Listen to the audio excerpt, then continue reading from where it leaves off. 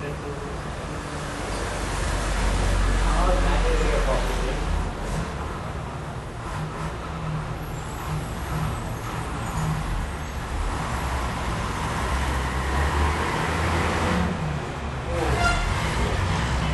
That is an excellent value.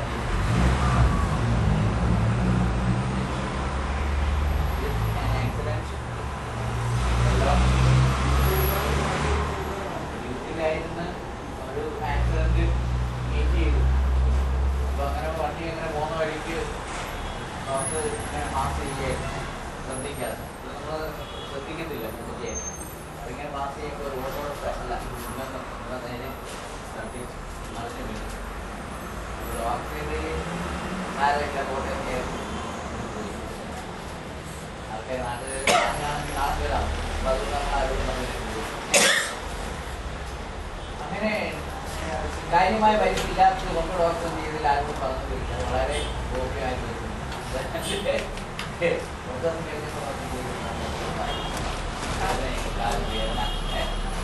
കഴിയ നീരുമെല്ലാം കൊണ്ട് അത് വല്ലാണ്ടായി നോക്കി നീരിനുള്ള മരുന്നെല്ലാം ഒഴിപ്പിക്കുന്നു, എന്തെങ്കിലും കഴിച്ചു നോക്കിയാൽ സംഗതി നടക്കുന്നില്ല. പിന്നെ നമ്മൾ ഡോക്ടറെ കൊണ്ടു കാണിച്ചു. അപ്പോൾ അവിടെ പോയി ഡോക്ടർ എക്സ്റേ ഒക്കെ കൊടുക്കണം. എക്സ്റേ ഒക്കെ എടുക്കുമ്പോൾ ചെറിയ ഫ്രാക്ചർ എന്താ വെച്ചാൽ സംഭവം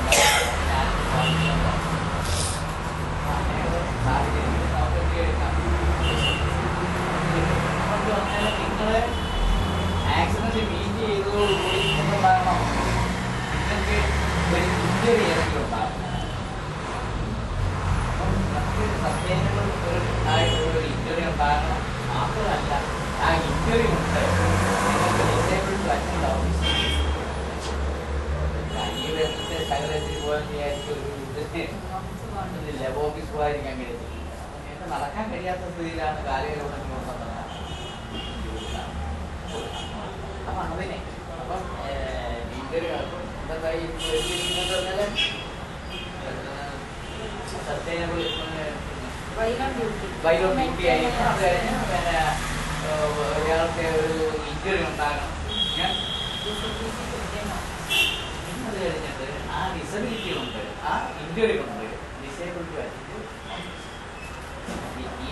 certified by a medical officer and legal attendant leave can be granted to the extent എത്രയാണ് അയാൾ പറയുന്നത്.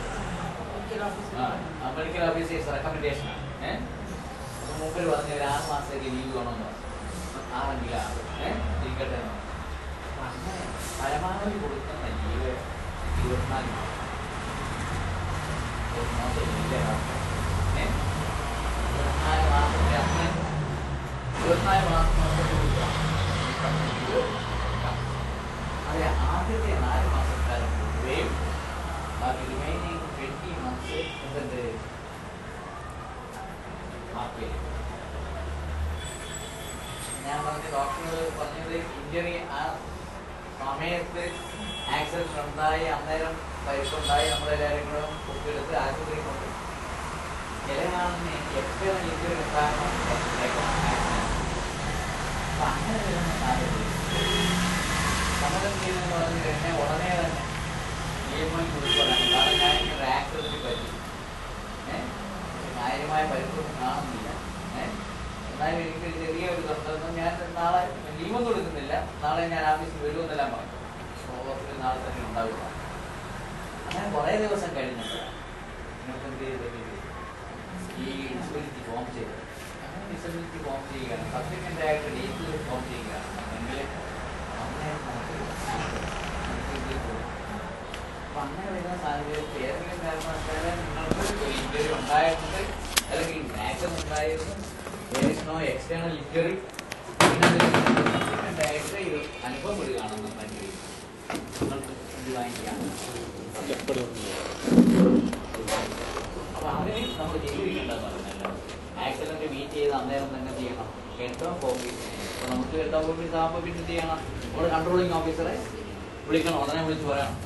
അങ്ങനെയാണെങ്കിൽ സബ്സിക്വൻ്റ് ആയിട്ട് നിങ്ങൾക്കുണ്ടാകുന്ന ഡിസബിലിറ്റിക്കും എന്ത് കൊടുക്കും, പറഞ്ഞ ലീവ് അനുവദിക്കാം, ഡിസബിലിറ്റി ലീവ് അനുവദിക്കാം. നമുക്കൊരു സംശയം, 24 മാസം എടുക്കാനുണ്ട്. ഇപ്പോൾ ഡോക്ടർ ആദ്യം ചെന്ന് സർട്ടിഫിക്കറ്റ് ഡോക്ടറോട് പറഞ്ഞ്, ഡോക്ടറെ നിങ്ങളൊരു 3-4 മാസം എഴുതി തന്നാൽ എനിക്ക് സൗകര്യമായിരുന്നു, വീട്ടിലെങ്ങാനും നിൽക്കാതെ. അപ്പോൾ ഡോക്ടർ എന്തായാലും കൊടുക്കും. ഡോക്ടർ ഒരു ഡോക്ടറാണല്ലോ, എന്നാൽ കിടക്കട്ടെ, ഇത് 6 മാസത്തേക്ക് കഴിയും സർട്ടിഫിക്കറ്റ് ലീവ് കൊടുക്കും. അങ്ങനെ വരാതെ 6 മാസം ലീവ് എടുത്ത് കഴിഞ്ഞ് സൂക്കറായിട്ട് ഫിറ്റ്നസ് ഒക്കെ വാങ്ങി നമ്മൾ രണ്ടാമത് ജോലി ചെയ്യും. 2 മാസം കഴിഞ്ഞ് വീണ്ടും പ്രിഫർ ചെയ്യുക. നിങ്ങളെ ഈ പഴയ സിംറ്റംസ് എല്ലാം വീണ്ടും പ്രിഫർ ചെയ്ത സാഹചര്യത്തിൽ വീണ്ടും ഡോക്ടർക്ക് പോയി കണ്ടു. ഡോക്ടർ അതുപോലെ മറ്റേത് ശരിയായിട്ടില്ല, നിങ്ങൾ വീണ്ടും 1 മാസം കൂടെ കിടക്കണം, 2 മാസം കിടക്കണം. അങ്ങനെ വീണ്ടും അങ്ങനെ 24 മാസം നമുക്ക് ഇനി പീസ് മീലായിട്ടും എന്ത് ചെയ്യാം, എടുക്കാം. അപ്പോൾ അതുകൊണ്ട് this leave can be sanctioned in piecemeal. Yes, leave can be sanctioned in piecemeal. 4 months എടുക്കാം. ഫസ്റ്റ് 4 months full time, പിന്നെ 20 months half time. Standard officers on duty first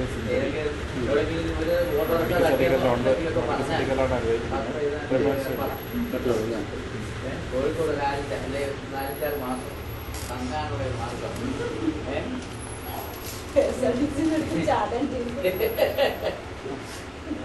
അത് അപ്പം ഇത്രയും കാര്യങ്ങളാണ് നമുക്ക് ഇതിനെക്കുറിച്ച് ഓർത്തിരിക്കേണ്ടത്. ഇതൊരു ഷോർട്ട് നോട്ട് കൊടുക്കുകയാണ്. ഇപ്പം ആദ്യം പറയുന്നത് ഈ ചിന്ന സാഹചര്യങ്ങളിൽ ഇത് കൊടുക്കുക, എല്ലാവർക്കും കൊടുക്കാം. മെഡിക്കൽ സർട്ടിഫിക്കറ്റ് അടിസ്ഥാനത്തിലായിരിക്കും ഇത് കൊടുക്കുക. അപ്പോൾ അതുകൊണ്ട് ഇത് പീസ്മീലായിട്ടും കൊടുക്കുന്നുണ്ട്. അപ്പം ഇനി ചില സാഹചര്യത്തിൽ ഒരാളിന് പിന്നെ at the time of accident there was no എന്തോന്ന് എക്സ്റ്റേണൽ ഇഞ്ചുറി. പിന്നെ അത് കഴിഞ്ഞിട്ട് സബ്സിക്വൻ്റ് ആയിട്ട് ഇയാൾക്കിത് ഒരു പക്ഷേ ഇത് ഫോം ചെയ്യാം. അങ്ങനെ ഫോം ചെയ്യുകയാണെന്നുണ്ടെങ്കിൽ എന്ത് ചെയ്യാന്ന് പറഞ്ഞാൽ ഇയാൾക്ക് ലീവ് അനുവദിക്കാം. എങ്ങനെയാണെന്നുണ്ടെങ്കിൽ provide that he should report before the head of office that he was അയാൾക്കും എന്ത് ചെയ്യാം, ഇത് അനുവദിക്കാം. അപ്പം ഇതാണ് നമുക്ക് 97 and 98 റൂൾ 97 and 98 ഇങ്ങനെ പരമാവധി 24 മാസമാണ് കൊടുക്കുന്നത്.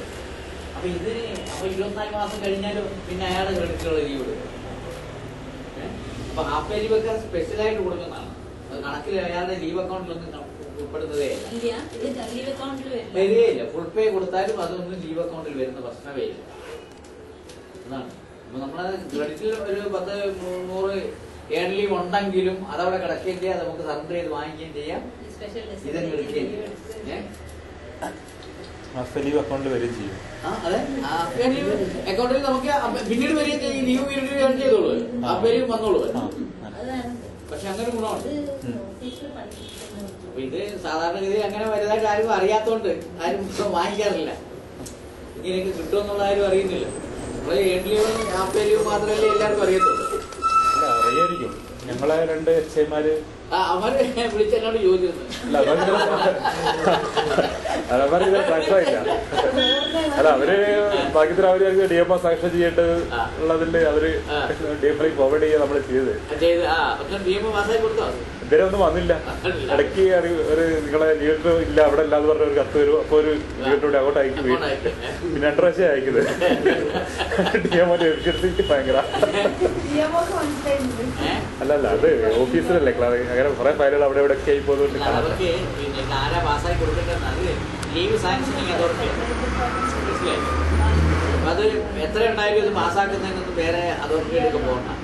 അവർ ചെയ്യുന്നത് 4 മാസമാണ്. 1 മാസം കമ്മ്യൂട്ടർ ലീവായിട്ട് കമ്മ്യൂട്ടർ ലീവ് എടുത്തതിന് ശേഷം ബാക്കി 3 മാസം അങ്ങനെയാണ് അവർ അപ്ലൈ ചെയ്തിരിക്കുന്നത്.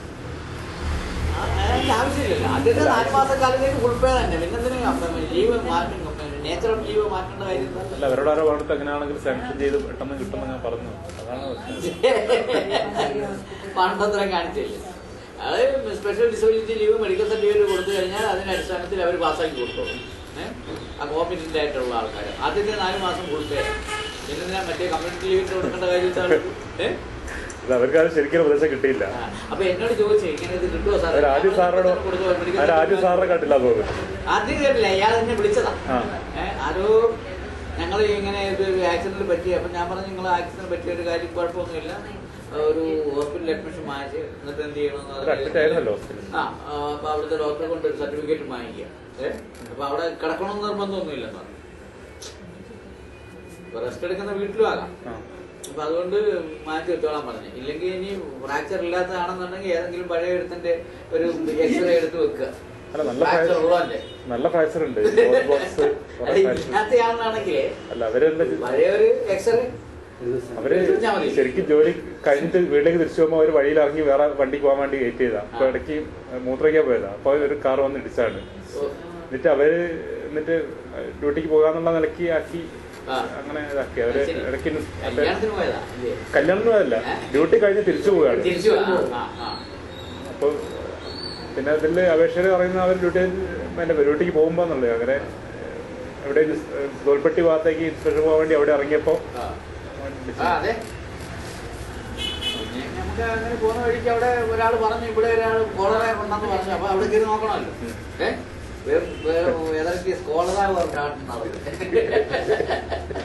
അങ്ങനെ നോക്കാം. അവര് വീട് സ്ഥാപനം അങ്ങനെ കൊടുത്തു. അപ്പൊ അങ്ങനെ നമ്മുടെ ജോസഫ് പറഞ്ഞു ആദിവാസി കോളനി ഞാൻ വന്ന് ഇവിടെ വന്ന് പറഞ്ഞിട്ട് ചോദിച്ചു എന്തായിട്ട്. ഞാൻ പറഞ്ഞിങ്ങനെ പറഞ്ഞാണെങ്കിൽ ഈ ഒരു സൗകര്യം ഉണ്ടല്ലോ, ആദിവാസി കോളനി കയറായി ഡ്രൈവറെ കാത്തിരുന്ന് കഴിഞ്ഞാൽ കോളറയും കൊണ്ട് മറ്റോ ചാവും. അപ്പൊ അതുകൊണ്ട് എന്ത് ചെയ്ത് നിങ്ങൾ വണ്ടി എടുത്ത് പോകും. മറ്റുള്ളവരുടെ സേവനം അന്നേരം അവിടെ ആ പ്രദേശത്തെങ്ങും എന്ത് ചെയ്യാനാ ആരും ഇല്ലല്ലോ. അപ്പൊ അതുകൊണ്ട് ഇയാൾക്ക് അവിടെ എത്തിയും വേണം ഡോക്ടർക്ക്. നമ്മൾ വണ്ടി എടുത്ത് അങ്ങനെ പോയാന്ന് പറയാൻ. അതിപ്പോ ആരെങ്കിലും കേട്ടാലും ഒരു അസമയത്ത് ഒരു ആളിനെ വിളിച്ചു പറഞ്ഞ് ഇങ്ങനെ ആ കോളനിയിൽ ഇങ്ങനെ ആൾക്കാരുടെ കയ്യിൽ നിന്ന് ഒഴിച്ചിലുണ്ട്, അതുകൊണ്ട് ഉടനെ ഡോക്ടർ വരണമെന്ന് പറഞ്ഞു. അപ്പൊ ഡോക്ടർ നോക്കിയപ്പോ അവിടെ വണ്ടി ഒരെണ്ണം കിടപ്പുണ്ട്, പക്ഷെ ഡ്രൈവർമാരെ കിട്ടാനില്ല. പോയായിരിക്കാൻ പറ്റുമോ? പോയി കേസൊന്നും ആയി. ഡോക്ടർ വണ്ടി എടുത്ത് പോയതേ. നമ്മളൊരു ഡോക്ടർ ഉണ്ടായിരുന്നു എവിടെയാന്ന് എന്തായാലും ആൾക്കാരുടെ നേരത്തേക്ക് ഇരിക്കാനും ബാക്കിയായി.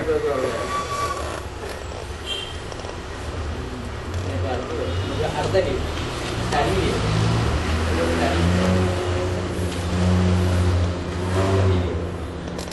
സ്റ്റഡി ലീവ് എന്ന് പറഞ്ഞാൽ അതുപോലെ 9 സ്റ്റഡി ലീവ് ആർക്കെല്ലാം കൊടുക്കും? ലീവ് 99. പിന്നെ ഒരു അപ്പൻഡിക്സ് 8 അപ്പൻഡിക്സ് 8 അതർ കണ്ടീഷൻസ് അല്ലല്ല. ഇതെന്ന് പറഞ്ഞാൽ ഇവർക്ക് ശമ്പളം കൊടുക്കുന്നത്, ബോർഡ് എക്സിക്യൂട്ട് ചെയ്ത് കൊടുക്കുന്നത്, അതിനെക്കുറിച്ചൊക്കെയുള്ള കാര്യങ്ങളാണ് ഈ അപ്പൻഡിക്സ്. ഇപ്പൊ 99 പ്രകാരമാണ്. അപ്പോൾ ഒരാളിനെ സ്റ്റഡി ലീവ് കിട്ടണമെന്നുണ്ടെങ്കിൽ അയാൾക്ക് സർക്കാരിലെ ഒരു പെർമനന്റ് എംപ്ലോയി ആയിരിക്കണം. മാത്രമല്ല അയാൾക്ക് 5 വർഷത്തെ സർവീസ് ഉണ്ടെങ്കിൽ സ്റ്റഡി ലീവ് അനുവദിക്കാം. അതിനുവേണ്ടിയാണ് qualification in scientific and technical branches of study. BA പാസ്സായി എന്നാൽ പിന്നെ MA പോയി കളയാന്ന് വിചാരിച്ചാൽ ഇതില്ല. പിന്നെ കൊടുക്കുന്നതെന്ന് പറഞ്ഞാൽ LLB വന്നതിന് മാത്രം ഇപ്പോൾ പറഞ്ഞതിന് ഇപ്പോൾ കൊടുക്കുന്നത് ഈ ഇതിന് MCA MBA ഇതിനെല്ലാം കൊടുക്കും.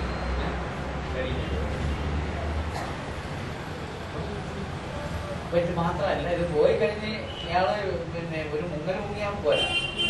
ഇയാൾ പോയി എല്ലാം കഴിഞ്ഞ സ്റ്റഡിയൊക്കെ കഴിഞ്ഞതിന് ശേഷം സർട്ടിഫിക്കറ്റ് ഹാജരാക്കിയെങ്കിൽ മാത്രമേ മൂപ്പർക്ക് ലീവ് പാസ്സാക്കി കൊടുക്കൂ.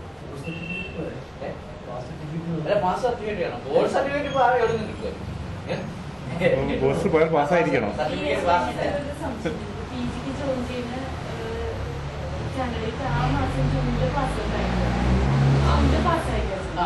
ഡിസംബറിലാണ് എഴുതാൻ പോകുന്നത്.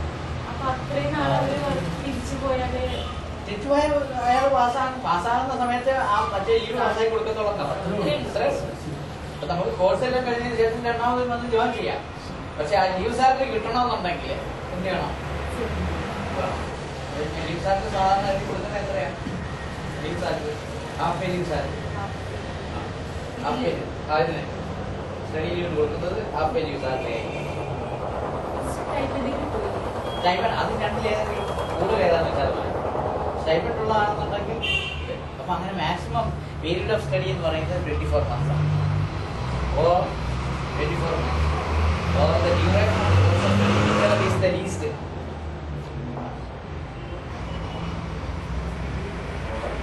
Or the duration of the course of study, whichever is the least. അതാണ്.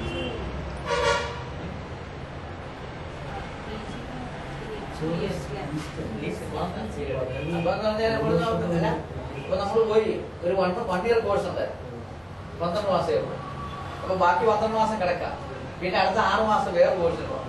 ഇങ്ങനെ ഇടയ്ക്കിടയ്ക്ക് ഈ 24 മാസമാണ് വരെ ഇങ്ങനെ നടത്തിക്കൊണ്ടേയിരിക്കും കോഴ്സ്. 3 വർഷത്തെ കോഴ്സാണ്. 3 വർഷത്തെ കോഴ്സാണ്. ബാക്കി അയാളുടെ ലീവ് എടുത്തു, സ്വന്തം ലീവ്. സാധാരണ ഗതിയിൽ ഇപ്പൊ 2 വർഷമാണ് നമുക്ക് അനുവദിക്കുന്നത്. അപ്പൊ ഇനി ചില കോഴ്സുകൾക്ക് ഉണ്ടാവുന്നത് വെക്കേഷൻ ഉണ്ടാവും. അങ്ങനെ വെക്കേഷനുള്ള കോഴ്സാണെങ്കിൽ 28 മാസം കിട്ടും. അപ്പൊ 28 കഴിഞ്ഞിട്ട് 3 വർഷത്തെ കോഴ്സാണെന്നുണ്ടെങ്കിൽ സ്വാഭാവികമായിട്ടും ഇതിനുള്ള ബാക്കി റിമൈനിങ് പീരീഡ് അയാളുടെ ക്രെഡിറ്റിലുള്ള ലീവ് എടുക്കും. ലീവൊന്നും ഇല്ലെങ്കിൽ ലോസ് ഓഫ്.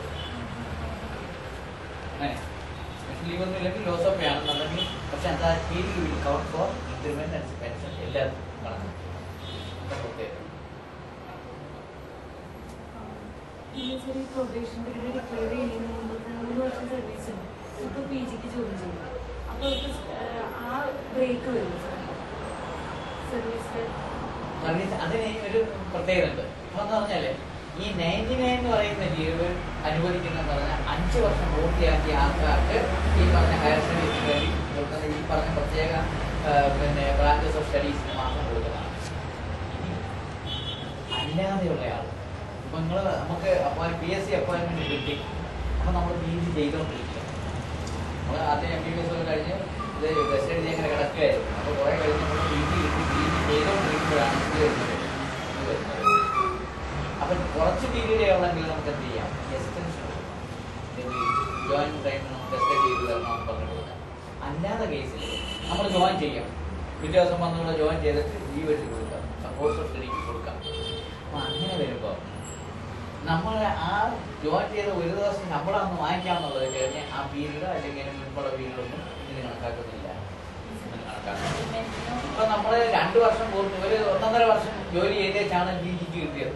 നമ്മളങ്ങ് പോവുകയും ചെയ്തു. അങ്ങനെയാണെന്നുണ്ടെങ്കിൽ കിട്ടത്തില്ല. നേരത്തെ സേവനകാലം ഒന്നും തന്നെ കണക്കാക്കുന്നതല്ല. The duration of the course of study will not count for increment or pension. And പിന്നെ ഇയാൾ കിട്ടുന്നത് എന്താണ്? The only benefit enjoyed by the officer is he can rejoin after the completion of the course of study.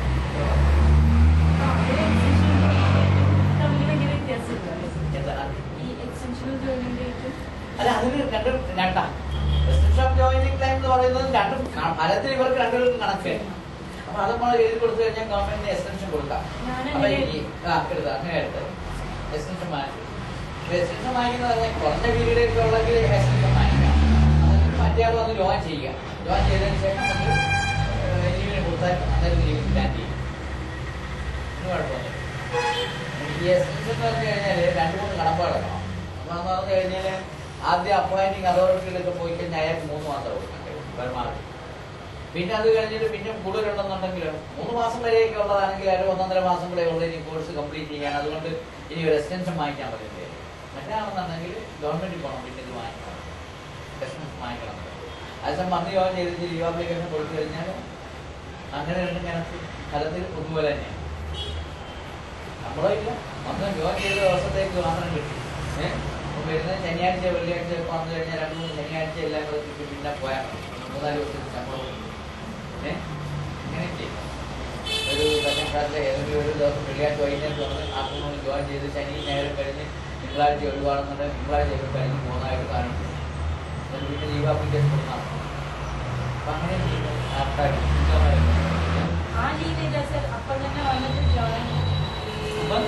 ഇനി പറയുന്നതെന്ന് പറഞ്ഞാല് നമ്മള് ഇതില് നിങ്ങൾ പഠിച്ചോണ്ടിരിക്കുന്ന ആള് വന്ന് ജോയിൻ ചെയ്തു. അപ്പൊ നമ്മൾ ഈ പറഞ്ഞ വകുപ്പിലല്ല ലീവ് പാസ്സാക്കും. അത് ഹയർ സ്റ്റഡീസ് എന്നുള്ള ലീവ് എന്ന് പറയും. Leave four higher studies rule 91 1991 ഈ ഫോർ ഹയർ സ്റ്റഡീസ്. അപ്പം അതിന് ഈ 5 years സർവീസ് വേണമെന്നില്ല. അപ്പോൾ ഒരാൾ സർവീസിൽ കയറിയ ദിവസം അല്ലെങ്കിൽ ഒരു 1-2 വർഷം, ഒരു വർഷം കഴിഞ്ഞ്, ഒരു 1.5 വർഷം കഴിഞ്ഞതിന് ശേഷം പ്രൊബേഷൻ അയാളുടെ 2 വർഷമാണ്, 6 മാസം ബാക്കിയോടെ കിടക്കുക. മൂപ്പരെന്ത് ചെയ്തു, നമുക്ക് ജോയിൻ ചെയ്ത് കഴിഞ്ഞാൽ അയാൾക്ക് ഇതിന് കോഴ്സിന് പോകാം, പക്ഷെ അയാളുടെ must service will not count for any service, must service. അതേസമയം അപ്പൊ അയാൾ പിന്നീട് ആയിട്ടുള്ള ഒരു കണ്ടീഷൻ കൂടി എന്ന് പറഞ്ഞാൽ he has to undergo a fresh probation. അതുകൊണ്ട് പുതിയതായിട്ട് വന്ന് ജോയിൻ ചെയ്തതിനു ശേഷം വീണ്ടും 2 വർഷം പ്രൊബേഷൻ ആയിരിക്കും. അതേസമയം പ്രൊബേഷൻ കഴിഞ്ഞേച്ച് പോകുന്നയാളാണ്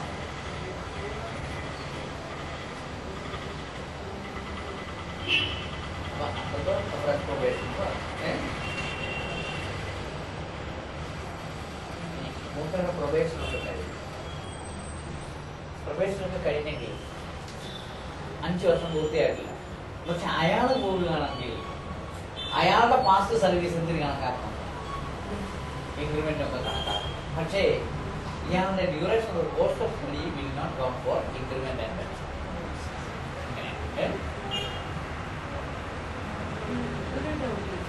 എന്റെ ഫ്രണ്ട് നമ്മളോടൊപ്പം അപ്പം 2008 PSC ജോയിൻ ചെയ്തു. എന്നിട്ട് 3 കൊല്ലം, അപ്പം 2011 സർജറിക്ക് ജോയിൻ ചെയ്തു. പക്ഷെ പുള്ളിക്കാരുടെ ഡിപ്പാർട്ട്മെന്റ് ടെസ്റ്റ് ക്വാളിഫൈഡ് ആയിട്ടില്ല. അപ്പൊ അങ്ങനെ ഇനി വരുമ്പോഴത്തേക്ക് 3 years കഴിയുമ്പോഴത്തേക്ക് പ്രീവിയസ് 3 years ഇനി എടുക്കില്ല സർവീസ്. അല്ല, അത് അയാളുടെ സർവീസ് എന്ന് പറഞ്ഞാൽ നമുക്ക് ഈ പറഞ്ഞ സർവീസ് വന്ന് ഇയാളുടെ ജോയിൻ ചെയ്ത ഇയാള് PG ആയിട്ട് പോകുകയാണെന്നുള്ള കാര്യം നമുക്ക് ഡെപ്യൂട്ടേഷൻ ആക്കി കൺഫേം ചെയ്യുന്ന കൂട്ടത്തിലാണ്. അപ്പൊ അതുകൊണ്ട് ഡെപ്യൂട്ടേഷൻ എന്ന് പറഞ്ഞാൽ ഈ സാൽസോ ട്രീറ്റഡ് ആസ് ഡ്യൂട്ടി, ഒരു ഡ്യൂട്ടി ഇല്ല യഥാർത്ഥത്തിലുള്ളത്. അപ്പൊ അതുകൊണ്ട് വേറെ പ്രശ്നങ്ങളൊന്നുമില്ല. പക്ഷെ അതിന് പ്രൊബേഷൻ ഡിക്ലെയർ ചെയ്യുന്ന ഒരു കണ്ടീഷൻ ഉണ്ട്. ഹൈക്കോടതിയിൽ ചെന്ന ആൾക്കാർ എന്ത് ചെയ്തു എന്ന് പറഞ്ഞു കഴിഞ്ഞാൽ അതിന് തീരുമാനിച്ചു, ഞങ്ങൾ പ്രൊബേഷൻ ഡിക്ലെയർ ചെയ്ത് അത് ഡിപ്പാർട്ട്മെന്റിന്റെ കുഴപ്പമാണ്. അപ്പൊ അതുകൊണ്ട് ഞങ്ങളുടെ ഈ അവസരം നിഷേധിക്കാൻ കഴിയുന്നു. കോടതി പറഞ്ഞ പ്രൊബേഷൻ ഒരു പ്രശ്നമേ അല്ല, അവർ 2 വർഷം പൂർത്തിയായിട്ടുണ്ട്, അവരെ എടുത്തോളാം. അപ്പൊ അങ്ങനെ പ്രൊബേഷനൊരു മാനദണ്ഡമായിട്ട് ഇപ്പോൾ എടുക്കുന്നില്ല. നേരത്തെ ഉണ്ടായിരുന്നു പ്രൊബേഷൻ ഇല്ലാത്തവരെ, പ്രൊബേഷൻ ഡിക്ലെയർ ചെയ്യാത്തവരെ അപ്പൊ അതിനകത്ത് അതുകൊണ്ട് നമുക്കിപ്പോൾ പോകുന്നതിന് പ്രശ്നമൊന്നുമില്ല. ഇനി അടുത്തത് അപ്പൊ അങ്ങനെയാണെന്നുണ്ടെങ്കിൽ കംപ്ലീറ്റ് ചെയ്ത ആളാണെന്നുണ്ടെങ്കിൽ പ്രൊബേഷൻ വേണ്ട. ഇനി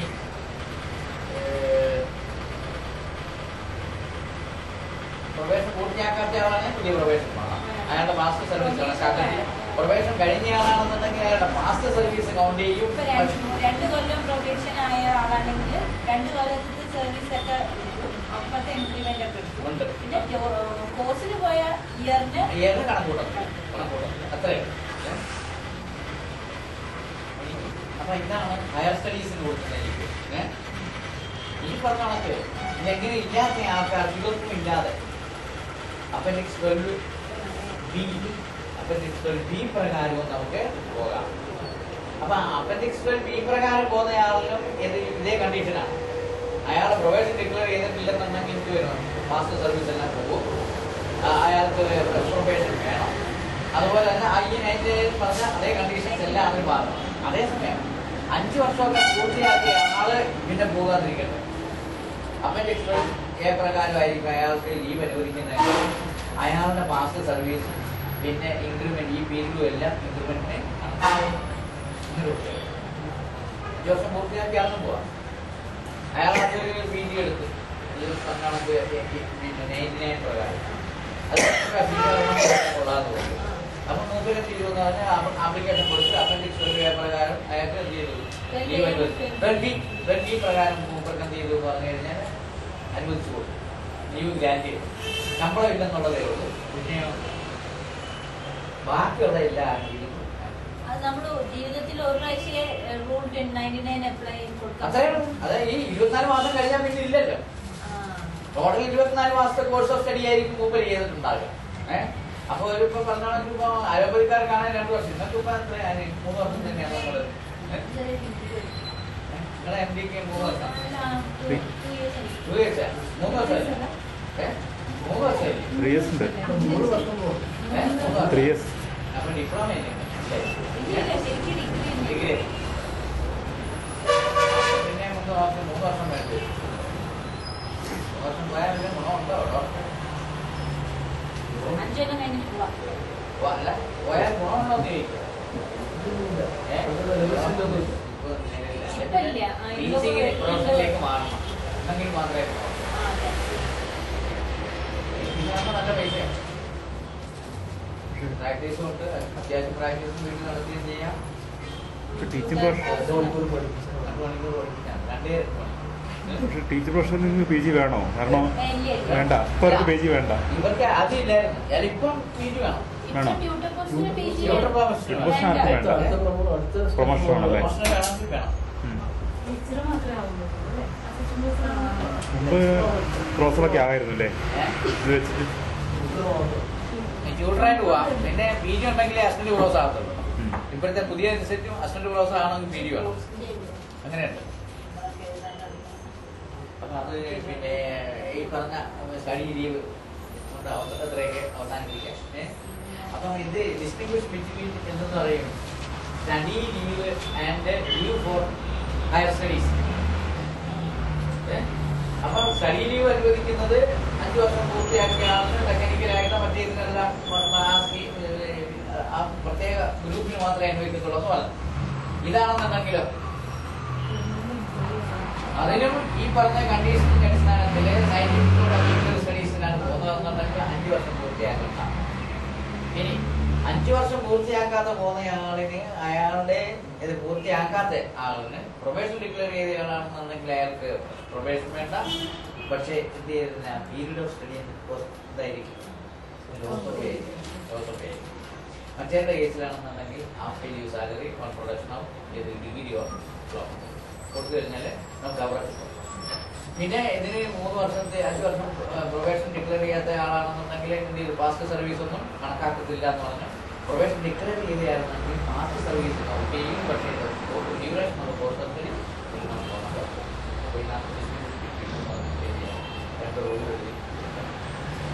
SC കാൻഡിഡേറ്റ് ആണെന്നുണ്ടെങ്കിൽ ഈ പറഞ്ഞ 90 പ്രകാരം ആയാലും അവരുടെ പാസ്റ്റ് സർവീസ് ഇല്ല. 91 ആണ്. 91 ആനുകൂല്യം അവർക്ക് കൊടുക്കും.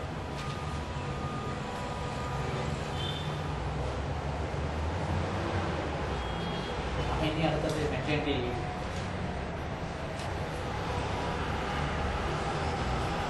മെറ്റേണിറ്റി ലീവ് ഇപ്പോൾ കൊടുക്കുന്ന 180 days ആണ്. 135 180 days. 135 ആയിരുന്നു. അത് ആദ്യം 90 days ആയിരുന്നു. അത് കഴിഞ്ഞിട്ട് 135 ആക്കി. പിന്നെ അത് 180 ആക്കി. നമ്മുടെ കേസിലാണെങ്കിൽ 135 പല അപ്പൊ അത് ഈ അടുത്ത കാലത്താണ് മറ്റേ അമെൻമെന്റ് വന്നത്. 180 ആക്കി. പുതിയ പരിഷ്കരണമാണ്. പുതിയ 135 സാധാരണ ഇന്ന് ഞാൻ പഠിക്കുന്നത് 135 പറഞ്ഞാൽ നേരത്തെ ഉണ്ടായിരുന്നു. ആദ്യം 90 60 പിന്നെ മെഡിക്കൽ അല്ല 135 എന്ന് പറയുമ്പോൾ നമുക്കുണ്ടായിരുന്നു. അത് കഴിഞ്ഞിപ്പോ 180 ആക്കി. 6 മാസം 6 മാസം കഴിഞ്ഞാൽ ഇപ്പൊ വേറെ സെൻട്രൽ ഗവൺമെന്റിന്റെ വകുപ്പ് അനുസരിച്ചാണെന്നുണ്ടെങ്കിൽ അവർക്ക് ലോസ് ഓഫ് പേ 2 വർഷത്തെ ലോസ് ഓഫ് പേ ഇതിനിടയിൽ എടുക്കാം. ഇടയിലോ? അതായത് ഈ കുട്ടിക്ക് 8 വയസ്സോ 10 വയസ്സോ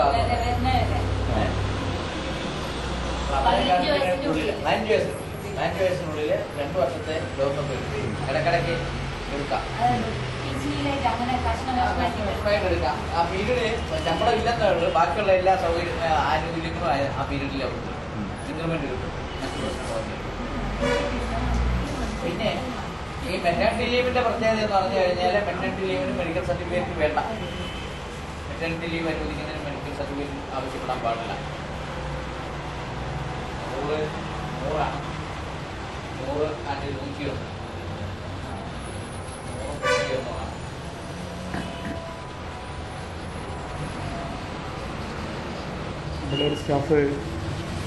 നമ്മുടെ സ്റ്റാഫ് പ്രസവിച്ച് 1 മാസം കഴിഞ്ഞ ശേഷം സർവീസിൽ ജോയിൻ ചെയ്തു. പ്രസവിച്ച് 1 മാസം കഴിഞ്ഞതിന് ശേഷമാണ് സർവീസിൽ ജോയിൻ ചെയ്തത്. അത് ശരി. അപ്പൊ അവർക്ക് ബാക്കി കൊടുക്കണം. 5 മാസം അത് കൊടുത്തു. പക്ഷേ അവർക്ക് മെഡിക്കൽ സർട്ടിഫിക്കറ്റ് വേണ്ടി വരില്ലേ? അവർ പ്രസവിച്ചൊരു അപ്പൊ അത് ഡെലിവറി ഇല്ല എന്ന് പറഞ്ഞ അവർക്ക് എന്ത് ചെയ്യാം, ഹോസ്പിറ്റലിൽ സർട്ടിഫിക്കറ്റ് വാങ്ങിച്ചാൽ ഇത്രാം തീയതിയാണ് അവരുടെ ഡെലിവറി നടന്നതെന്ന് പറഞ്ഞാൽ നമുക്ക്, അല്ലെങ്കിൽ അവർ പറയുന്ന ഡേറ്റിൽ നമുക്ക് എടുക്കാൻ അല്ല അല്ല. പ്രസവം നടന്ന ശേഷം 1 മാസത്തിന് ശേഷമാണ് അവർ ജോയിൻ ചെയ്യാൻ സർവീസിൽ കയറി. അവർക്ക് അത് കൊടുക്കും, മെറ്റർനിറ്റി ലീവ് കൊടുക്കും. സർവീസ് വേണമെന്നില്ല, സർവീസ് വേണമെന്നില്ല. അപ്പൊ ബാക്കി റിമൈനിങ് പീരീഡ്, അപ്പൊ അത് നമ്മൾ നോക്കേണ്ടതെന്ന് പറഞ്ഞു കഴിഞ്ഞാൽ മെഡിക്കൽ സർട്ടിഫിക്കറ്റ് വാങ്ങിക്കണം. ആ ഹോസ്പിറ്റലിൽ ഇവർ ഇത്രാം തീയതിയാണ് അവരുടെ ഡെലിവറി നടന്നതെന്ന് സർട്ടിഫിക്കറ്റ് ഗൈനക്കോളജിസ്റ്റ് ആകുന്നില്ല, പ്രസവത്തിനല്ല ഗൈനക്കോളജിസ്റ്റ്. സൈക്കാട്രിസ്റ്റ് നടക്കുന്നത്.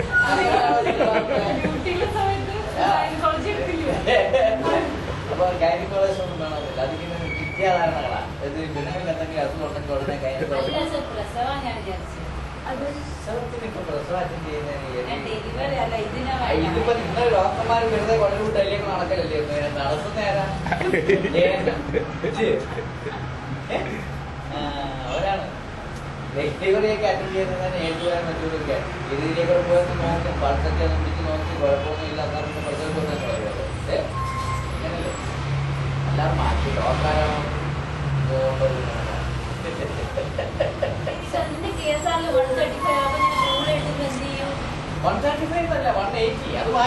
പുതിയ 100 പ്രകാരം 180 ആക്കിയിട്ടുണ്ടത്. 135 നമ്മൾ എഴുതി വെച്ചാൽ പോയി. പിന്നെ പൂജ്യം മാർക്കിടും, അവിടെ മാറ്റി 180 എഴുതുക. പൂജ്യം മാർക്കിടും. എന്തിനെങ്ങനെ മനസ്സിങ്ങനെ ധാരണ വെച്ചാൽ പോരെ? അപ്പൊ നിങ്ങളൊന്ന്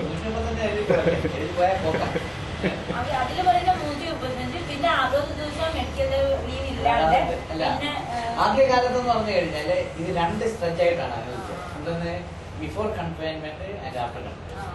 അപ്പൊ ആദ്യത്തെ 56 ദിവസം പ്രസവത്തിന് ശേഷം, പിന്നെ ബാക്കി 34 ദിവസം മുമ്പ്. അപ്പൊ അങ്ങനെയായിരുന്നു. പിന്നെന്ന് പറഞ്ഞാൽ ഇപ്പോഴത്തെ രണ്ടാമത്തെ ഇത് വന്നു കഴിഞ്ഞപ്പോഴേക്ക് 135 വന്നപ്പോഴത്തേക്കും എന്ത് ചെയ്തു എന്ന് പറഞ്ഞു കഴിഞ്ഞാൽ അത് 2 സ്ട്രെച്ച് ആയിട്ട് എടുക്കുന്നത് വേണ്ട, പിന്നെയോ സ്വന്തമായിട്ട് എടുക്കാം. ഇത് പ്രസവം കഴിഞ്ഞതിന് ശേഷം 135 ദിവസം എടുക്കാം. അപ്പൊ അങ്ങനെ പറഞ്ഞാൽ തലേ ദിവസം വരെ, പ്രസവത്തിന് തലേ ദിവസം വരെ നമ്മുടെ ഡ്യൂട്ടി അറ്റൻഡ് ചെയ്തതായിട്ടാണ് കാണുന്നത്. അപ്പൊ അങ്ങനെ ചെയ്യാം. അപ്പൊ അതോ ഈ 180 ഡേയ്സ് വന്നതും അങ്ങനെ തന്നെയാണ്. കൺഫൈൻമെന്റ് എടുക്കുക, അല്ലെ ബിഫോർ എടുക്കുന്നതിന് കുഴപ്പമൊന്നുമില്ല, അവർക്ക് നേരത്തെ എടുക്കാം. അപ്പൊ അങ്ങനെ ഒരു പ്രസവിച്ചിട്ടില്ല, അതുകൊണ്ട് നിങ്ങൾക്ക് മെറ്റർനിറ്റി ലീവ് ധരിച്ചില്ലെന്ന് പറയാൻ കഴിയുന്നില്ല. അവർക്ക് നേരത്തെ കൊടുക്കാം, അത് കുഴപ്പമൊന്നുമില്ല.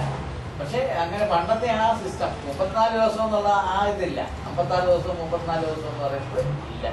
പക്ഷെ അത് എന്നും ഒരു വേണമെന്നുണ്ടെങ്കിൽ 2-3 മാസം മുമ്പ് വേണമെന്നുണ്ടെങ്കിൽ എടുക്കുന്നവരുണ്ട്. പ്രഷറാണ് എന്നെ പറഞ്ഞ ആൾക്കാർ സർട്ടിഫിക്കറ്റ് എല്ലാം മാറ്റി വെച്ച് നേരത്തെ കൊടുക്കണം. അപ്പൊ അന്നേരം നമ്മൾക്ക് പറഞ്ഞാൽ മെറ്റർനിറ്റി ലീവ് അനുവദിക്കുന്നതിന് എന്തെങ്കിലും ഒരു കാരണം വേണം. പ്രസവിക്കുന്നതിന് മുമ്പ് കൊടുക്കും. അപ്പോൾ ഒരു മെഡിക്കൽ സർട്ടിഫിക്കറ്റ് വാങ്ങിക്കും. ഒരു സുഖമില്ല, അതുകൊണ്ട് മെറ്റർനിറ്റി ലീവ് ലേറ്റ് ചെയ്യാം. അങ്ങനെ കുഴപ്പമില്ല. 180 ഡേയ്സ്. അപ്പൊ അത് കഴിഞ്ഞിട്ട് ഇപ്പൊ പുതിയ പെറ്റേണിറ്റി ലീവ് 15 ഡേയ്സ് കൊടുക്കുന്നത്. പെറ്റേണിറ്റി ലീവ് അത് 100 അതിന്റെ ഈ 101ന്റെ ഒരു സമാന്തര വിഭാഗമായിട്ടാണ് വന്നിരിക്കുന്നത്.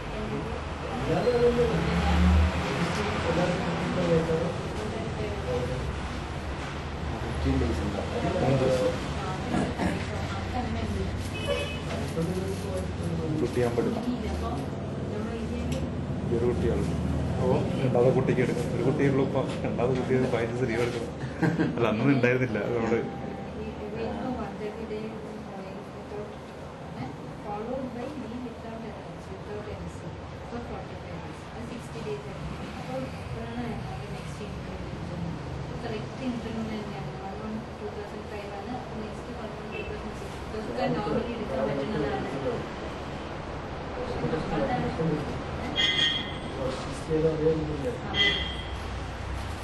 അങ്ങനെയാണ് മറ്റേ പ്ലസ് 45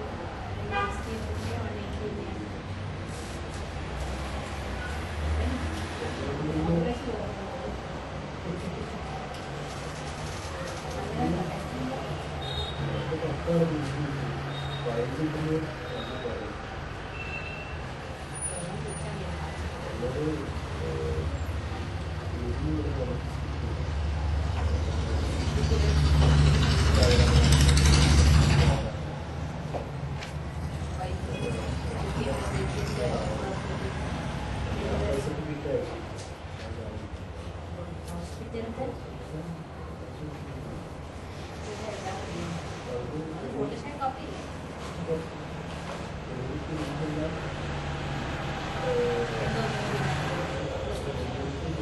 ലീവിനെ സംബന്ധിക്കുന്ന ഒരു ക്ലിയർ ഉണ്ടായിരുന്നു.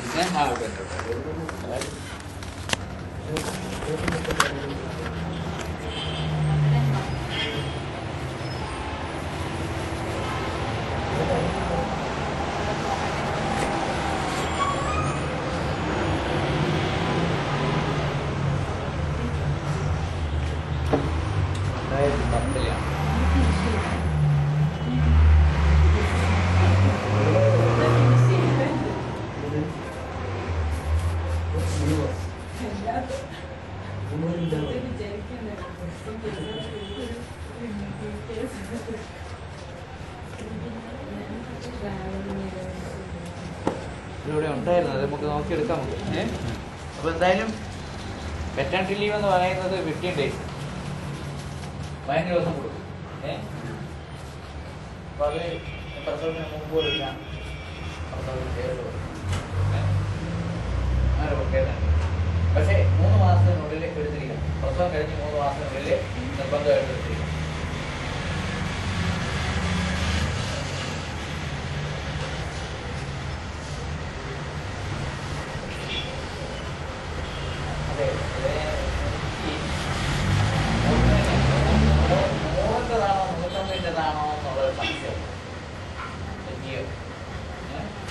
പ്രകാരം എന്ത് ചെയ്ത് 101 അനുബന്ധമായിട്ടാണ് കൊടുത്തത്.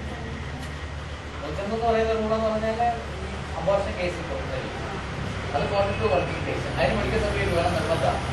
അതോടൊപ്പം തന്നെ മെറ്റേണിറ്റി ലീവിന്റെ കൂടെ കമ്പൈൻ ചെയ്യുന്നതിന് എന്ത് വേണ്ട, ജോസഫ് ആണെങ്കിലും മെഡിക്കൽ സർട്ടിഫിക്കറ്റ് വേണ്ട. എത്ര വരെ? പരമാവധി 60 ദിവസം. മെറ്റേണിറ്റി ലീവിനാണ് കമ്പൈൻ ചെയ്തെടുക്കുന്നതിന് മെഡിക്കൽ സർട്ടിഫിക്കറ്റ് ഇല്ലെങ്കിലും ആ period will count for Joseph ആണ് എടുക്കുന്നതെങ്കിലും that period will count for increment. അപ്പം 2 മാസം കൂടുതൽ വേണമെന്ന് പറഞ്ഞാലോ ഡോക്ടറെ?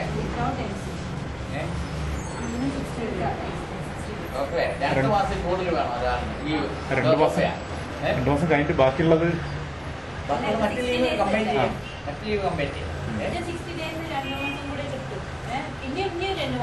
അല്ല, പിന്നെ 2 മാസം വേണമെന്ന് വെച്ചു. അവർക്ക് മറ്റു ലീവ് ഒന്നും ഇല്ല. അപ്പൊ പിന്നെ എം സി വേണം, നിർബന്ധം. MC സാധാരണഗതി ആർക്കാ കൊടുക്കുക? തള്ളയ്ക്ക് എത്താല്ല. തള്ളയ്ക്ക് സുഖമില്ലെന്ന് പറഞ്ഞാൽ കൊടുക്കാൻ പാടില്ല. അപ്പൊ മെറ്റേണൽ കെയർ വേണമെന്ന് പറഞ്ഞാൽ ന്യൂമോർ ബേബിക്ക് മെറ്റേണൽ കെയർ വേണ്ടത് കൊണ്ട് അവർക്ക് എന്ത് ചെയ്തു? ഈ പറഞ്ഞ 3 മാസം ലീവ് കൂടെ കൊടുത്തു. അപ്പൊ നമ്മൾക്ക് വന്നു കഴിഞ്ഞാലും ഡോക്ടർ മാറ്റി കൊടുക്കണ്ടാണ്. തള്ളയ്ക്ക് സുഖമില്ലെന്ന് പറഞ്ഞ് കൊടുക്കുക വേണ്ട. പ്രത്യേകത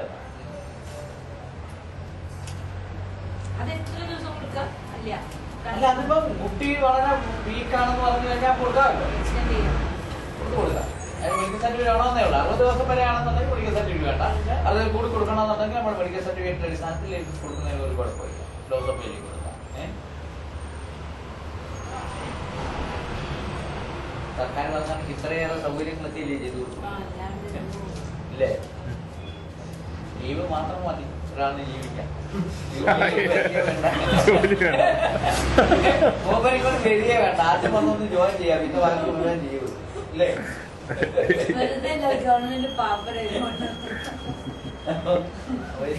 മെറ്റേണിറ്റി ലീവിനെ കുറിച്ച് അത്രയും മതി. 100, 101 എന്ന് പറയുന്നത്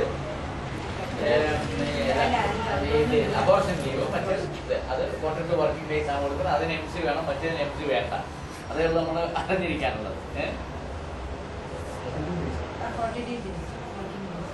42 വർക്കിംഗ് ഡേയ്സ് വർക്കിംഗ് ഡേയ്സ് ആണ്. അവധി ദിവസം കൂട്ടാതെ അല്ല, കണ്ടിന്യൂസ് ആയിട്ട് 42 ദിവസം. അബോർഷൻ നടന്നു കഴിഞ്ഞിട്ട് 42 ദിവസം വർക്കിംഗ് ഡേ എന്നുള്ള അർത്ഥത്തിലല്ലോ. 42 days അത്ര 7 weeks ആണ്, 6 weeks ആണ്. അതിന് ശമ്പളം ശരിക്കില്ലേ പേ ഇല്ലേ കൊടുക്കുന്നത്?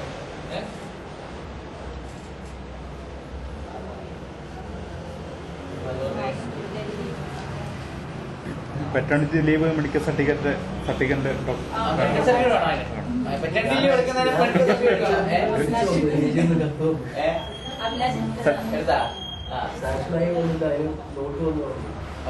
വേണ്ട.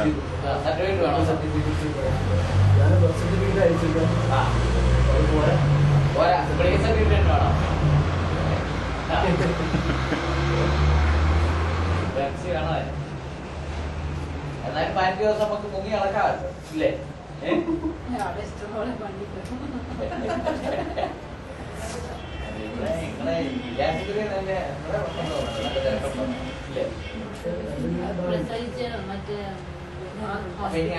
അടുത്ത ലീവ് എന്ന് പറഞ്ഞാൽ എന്താ? ഹോസ്പിറ്റൽ ലീവ് ഇല്ലേ? ഹോസ്പിറ്റൽ ലീവ് എന്ന് പറഞ്ഞാൽ ഹോസ്പിറ്റലിൽ കിടക്കുമ്പോൾ ലീവ് ഇല്ലേ? അത് ഹോസ്പിറ്റൽ ലീവ് എടുത്ത്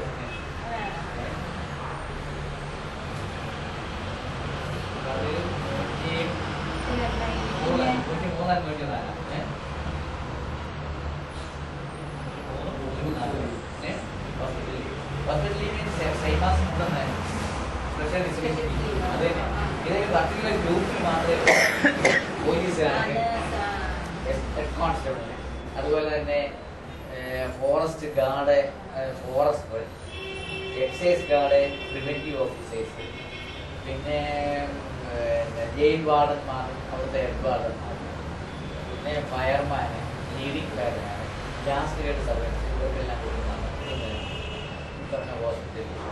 അതും എന്തിന്റെ അടിസ്ഥാനത്തിൽ ഇയാളെ ഡ്യൂട്ടിയിലായിരിക്കുമ്പോൾ എന്തെങ്കിലും ആക്സിഡന്റ് മീറ്റ് ചെയ്യുന്നത്. അപ്പോൾ പോലീസുകാർക്ക് സ്വാഭാവികമായിട്ടും ഡ്യൂട്ടിയിലായിരിക്കുമ്പോൾ ഉണ്ടാവും. ഇതുകൊണ്ടാണ് കല്ലേറും ഒക്കെ കൊണ്ടുകഴിഞ്ഞാൽ എന്തായാലും അവിടെ കൊടുക്കണം. അപ്പൊ ഓഫീസറാണ് കല്ലേറ് വാങ്ങിക്കുന്നതെന്നുണ്ടെങ്കിൽ മൂപ്പർക്ക് എന്ത് കൊടുക്കും? സ്പെഷ്യൽ ഡിസിപ്ലിൻ കൊടുക്കും. അത് ബാക്കിയുള്ള പോലീസുകാരനെ എടുക്കാൻ കൂടുകയാണെന്നുണ്ടെങ്കിൽ അവർക്ക് ഹോസ്പിറ്റലിൽ രണ്ടു ഒന്ന് തന്നെയാണ്. ലീവ് രണ്ടു ഒന്ന് തന്നെ ഒരേ പിന്നെ സർട്ടിഫിക്കറ്റിന്റെ അടിസ്ഥാനത്തിലാണ് കൊടുക്കുന്നത്. 2 വർഷത്തിന് കൊടുക്കുമെന്നുള്ളത്. അത് പിന്നെ ഇതും പറഞ്ഞോണക്ക് 24 മാസമാണ് കൊടുക്കുന്നത്. പീസ്മീലായിട്ട് എടുക്കാം. അതുപോലെ തന്നെ അവർ ഇതിനകത്ത് പറഞ്ഞിട്ടില്ല ആക്സിഡന്റ് ആദ്യം വന്ന് അപ്പൊ ഇഞ്ചുറി ഉണ്ടായെങ്കിലും അത് പിന്നെ പുറമേ കണ്ടില്ലെന്നുണ്ടെങ്കിൽ അത് ആ കണ്ടീഷൻ ഇതിനും ബാധകമാണ്. പറയുക ഇങ്ങനെ പിള്ളേരവിടെ നമുക്ക് കല്ലെറിഞ്ഞ് പക്ഷെ പരിപ്പൊന്നും ഇല്ലെങ്കിലും എന്റെ സാധാരണ കൊണ്ടുവന്ന് പറയാം. എത്രയൊന്നും കാണുന്നില്ല. പക്ഷെ നെഞ്ചത്ത് ഭയങ്കരമായിട്ടൊരു കല്ല് വന്ന് കൊണ്ടു ഉറപ്പ്. അതുകൊണ്ട് പറഞ്ഞ് ഞാൻ നമ്മുടെ സിസ്റ്റത്തിൽ പറഞ്ഞാൽ തോന്നലാണത്. അതിന് സിസ്റ്റം ഉണ്ടല്ലോ എന്താ തോന്നലും എങ്ങനെയാണ് കൊടുക്കുന്നത്? തോന്നൽ അതിന് പോകാനുണ്ടെന്നത് തോന്നൽ ഇല്ലേ?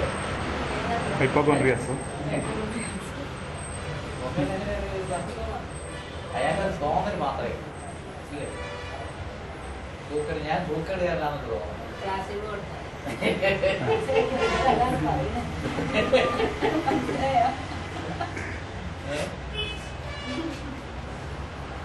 ഇങ്ങനെയുള്ള വാക്കുകൾ വന്നു കഴിഞ്ഞാൽ കാര്യങ്ങൾ അത് കൊണ്ടെന്ന് പറയും. തോന്നലാണെങ്കിൽ തോന്നലല്ലെന്ന് പറയും. ഇതിന്റെ മുമ്പ് കേസ് എടുത്ത് കൊടുത്താൽ ഇല്ലേ? ഇന്നിട്ട് പരിശോധിച്ച് ഒരേ ഇന്നിട്ട് തോന്നലല്ല അസുഖം ഉണ്ടെന്ന് പറഞ്ഞാൽ അപ്പൊ ശരിയായി.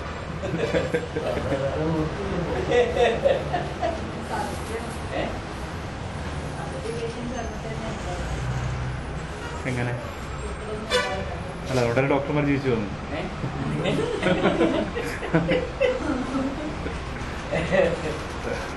ഇവരുടെ വിധി സിംറ്റമാറ്റിക് ആണ്.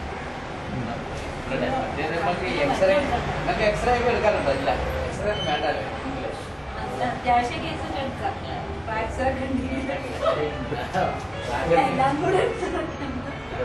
നിങ്ങൾ ക്ലാസ് എടുത്തു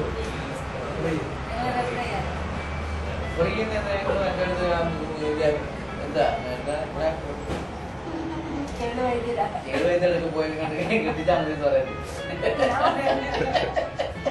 പറഞ്ഞാലും പറഞ്ഞില്ല അവിടെ എത്തിക്കോളൂ. അവരെ തീരുമാനിച്ചോളൂ. അപ്പൊ ഇവിടെ നമ്മളൊക്കെ വലിയ ഇതിനകത്തൊന്നും ഇല്ല. എനിക്ക് പറഞ്ഞതൊക്കെ ഈ ഉള്ളിൽ കഴിക്കുന്നതേ കൊടുക്കത്തുള്ളൂ. പുറമേ ഒന്നും കെട്ടാനും പിടിക്കാനൊന്നും ഇല്ലെന്ന് പറഞ്ഞു. നമ്മൾ ഒഴിവാക്കില്ലേ ചെയ്യാത്തോണ്ടാ. അതുകൊണ്ട് ഇനി അങ്ങനെ നിങ്ങൾക്ക് മരുന്നില്ലെന്ന് പറഞ്ഞാൽ ഇല്ലെങ്കിൽ സംഗതി ആ പാടെ കുഴപ്പമായിരിക്കും. തന്നില്ലെന്ന് പറഞ്ഞാൽ ആൾക്കാർക്ക് ആദ്യം തന്നെ പറഞ്ഞൊരു ധാരണ ഉണ്ടാക്കി അവിടെ പോയിരുന്നൊന്നും മരുന്നില്ലെന്ന് പറഞ്ഞു ഉമ്മായി കാര്യത്തിന്. പിന്നെ അങ്ങോട്ട് വരുന്ന പ്രശ്നമേ അല്ല ഉണ്ട്. അല്ല ഇതേ പൊട്ടലിന് ചീറ്റലിന് നോക്കുമ്പോ ഞങ്ങൾ അവിടെ പോയിട്ട് മരുന്നില്ലെന്ന് പറഞ്ഞു. അപ്പൊ ഇനി അടുത്തെടുത്തല്ലോ ഹോസ്പിറ്റൽ ലീവ് ഇതാർക്കൊക്കെ ഗ്രാൻഡ് ചെയ്യുന്നത് അണ്ടർ ദ സെയിം കണ്ടീഷൻസ്.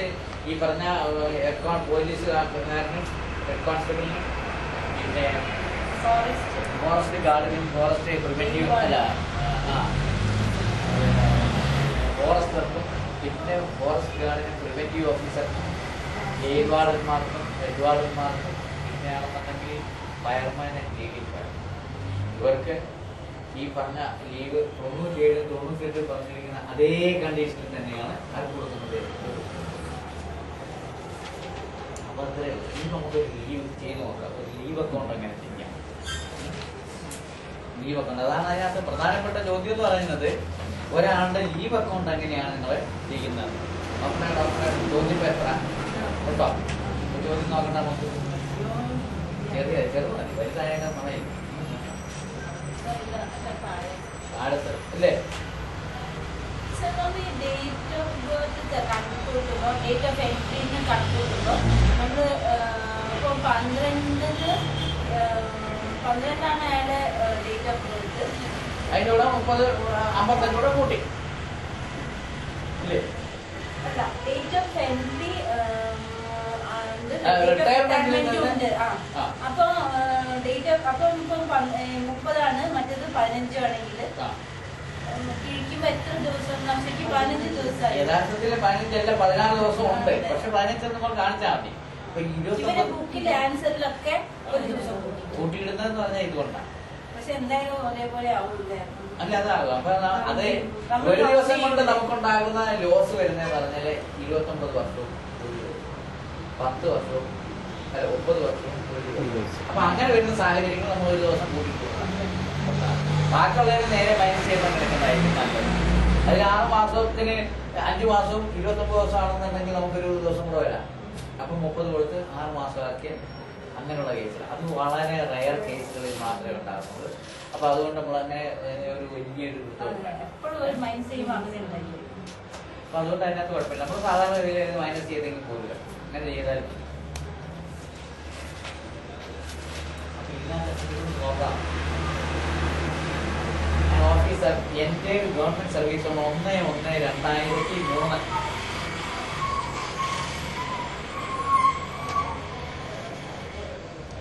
ഇനി he was confirmed in service with effect from 1/7/2005.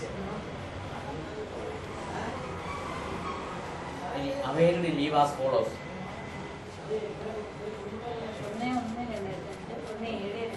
1/7/2005. After leave for 20 days from 1/1/2006.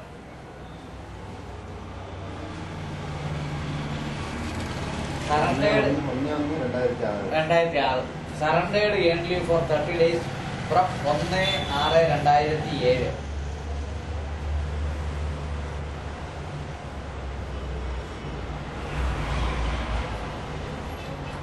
Commuted leave for 28 days from 1/2/2008.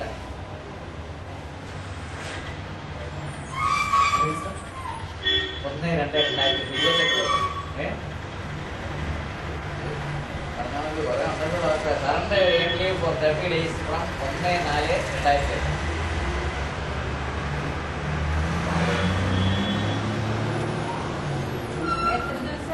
Surrendered earned leave.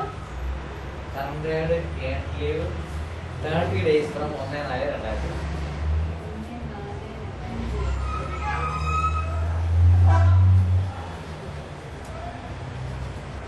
അപ്പൊ ഇതിനകത്ത് പറഞ്ഞിരിക്കുന്നത്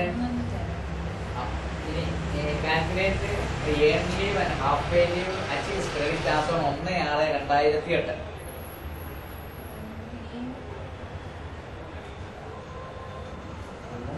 1/6/2008 സ്ഥിതിയാണ് നമ്മൾ പറഞ്ഞു കൊടുക്കേണ്ടത്.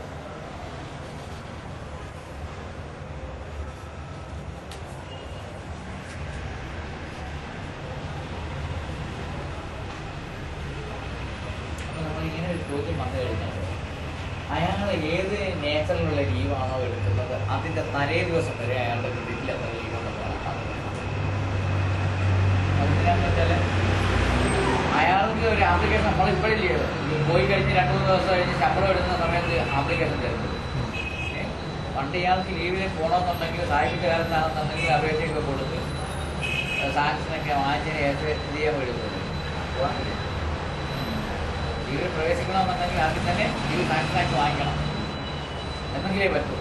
അപ്പോൾ ആ സാങ്ഷൻ ആക്കണമെങ്കിൽ അപേക്ഷ കൊടുത്തു കഴിഞ്ഞാൽ അവിടെ ബന്ധപ്പെട്ട സെക്ഷൻ ക്ലാർക്കിൻ്റെ കയ്യിൽ കൊടുത്തിട്ട് ഓഫീസർ പറയാം അത് ചെയ്യാമെന്ന് നോക്കുമല്ലോ. ഇതെല്ലാം പറ്റി വരുന്ന നോക്കിയപ്പോൾ ഇയാൾ 30 ദിവസത്തേക്ക് ചോദിച്ചിട്ടുണ്ട്. പക്ഷേ 27 ദിവസമേ ഉള്ളൂ. ആപ്ലിക്കേഷൻ അന്നേരം തന്നെ വാങ്ങി 30 ദിവസത്തേക്ക് ആപ്ലിക്കേഷൻ എഴുതി തന്ന് അന്നേരം പിന്നെ എന്ത് ചെയ്തു എന്ന് പറഞ്ഞു കഴിഞ്ഞാൽ നിങ്ങളുടെ ക്രെഡിറ്റിൽ ആഡിക്വേറ്റ് ലീവ് ഇല്ലാത്ത കാരണത്താൽ നിങ്ങൾ അപേക്ഷ മടക്കുന്നു.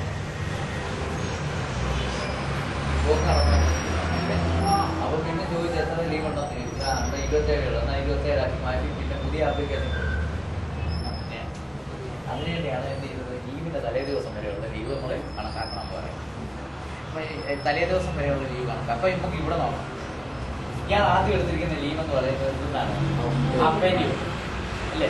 അപ്പം ഇയാൾ സർവീസ് പ്രവേശിച്ച് 1/1/2006 അപ്പോൾ 2003 ഇയാൾ ലീവിൽ പ്രവേശിക്കുന്നതോ 1/1/2006 ഇല്ലേ? അപ്പോൾ 1/1/2006 വരെ എത്ര വർഷമുണ്ട്? 3, 4, 5, 6 3 വർഷം. 3 വർഷത്തെ ഹാഫ് പേ ലീവ് എത്ര ഉണ്ടാവും? 60 ദിവസം ഇല്ലേ? അപ്പം അന്നത്തെ ദിവസം ഞാൻ അതുകൂടെ നോക്കാം. അതുകൊണ്ട് നമുക്ക് ഒറ്റയടിക്കാൻ പോകാം. അപ്പം നമുക്ക് എഴുതാം ഒരു ലീവ് അക്കൗണ്ട് തന്നെ എഴുതാം. ആദ്യത്തെ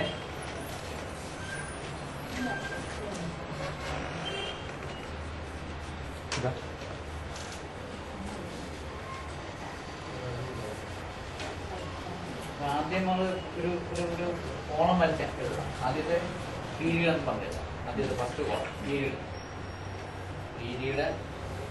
നമ്പർ ഓഫ് ഡേയ്സ്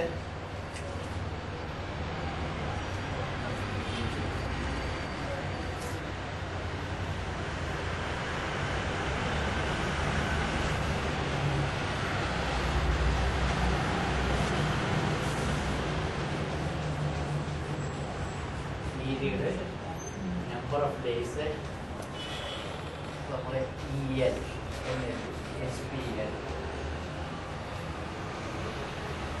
ഇതില് ഏണ്ട് നേടി അവയുടെ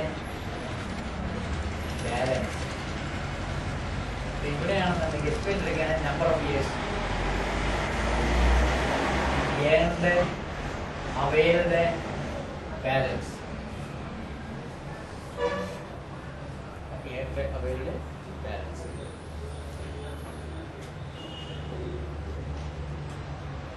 അപ്പൊ ഞാൻ 1-ാം തീയതി 1/6 സർവീസ് വന്നതെന്ന് പറഞ്ഞാൽ 1/3 അല്ലേ? 2005 വരെ നമുക്ക് എത്രയാണ് 3 years.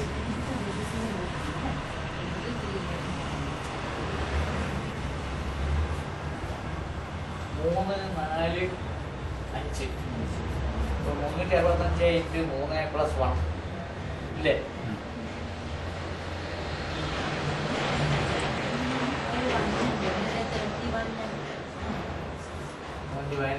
16, 18, 19,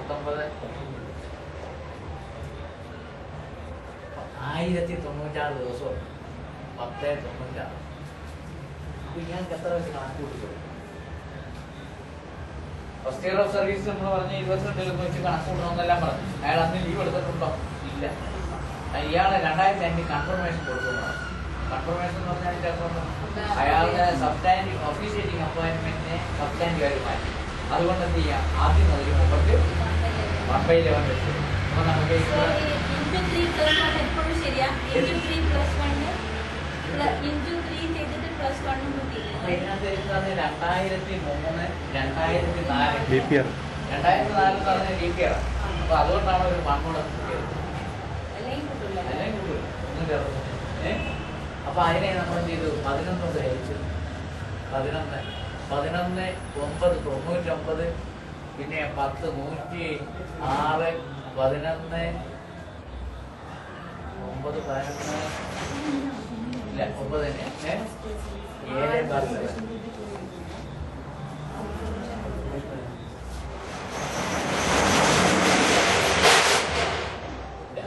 ഇല്ലേ 99.7 അല്ലേ? അപ്പൊ ഇവിടെ കംപ്ലീറ്റഡ് ഇയർ 3 എണ്ണെന്ന് പറഞ്ഞു അല്ലേ? 3, 2, 60. number of years ഉണ്ടല്ലേ അതിന്റെ ഇടയിൽ. നമ്പർ ഓഫ് ഇയേഴ്സ് ഉണ്ട്. 3 വർഷമാക്കണം.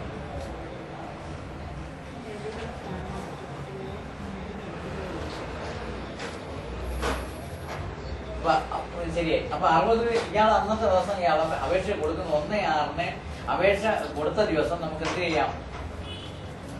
അയാളുടെ വീട്ടിൽ 60 ദിവസം ലീവ് ഉണ്ടായിരുന്നു.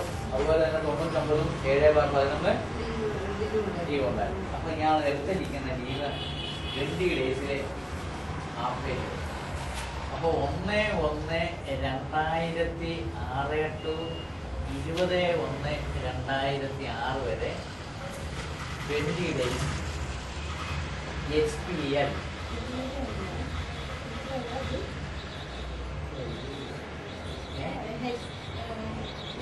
HPL 1/1/2006 മുതൽ 20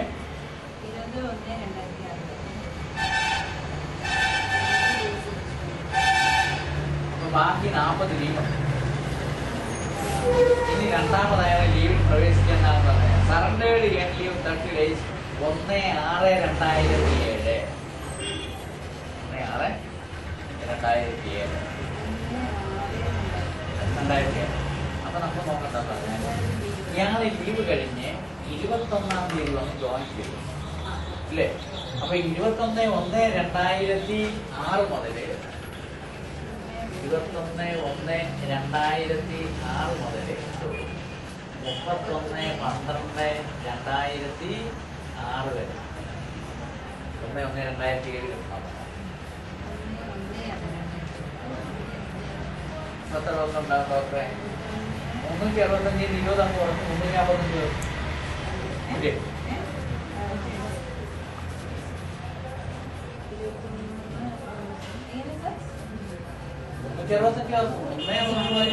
ആണെങ്കിലും 360 20-ാം തീയതി 20/1 വരെയാണെങ്കിൽ 20/1/2006 വരെയാണെന്നുണ്ടെങ്കിൽ നമ്മൾ എത്ര കൊടുക്കും? 20/1/2007. 20/1/2007 വരെയാണെന്നുണ്ടെങ്കിൽ മുമ്പർക്ക് എത്ര കൊടുക്കും? 365 ദിവസം ഉണ്ടാകും. അതിൽ 20 ദിവസം കുറഞ്ഞു 31/12 വരെയായി. അപ്പം 345 ദിവസം. പക്ഷെ അത് 21/1/2006 മുതൽക്കല്ലേ അതെ 21/1 മുതൽ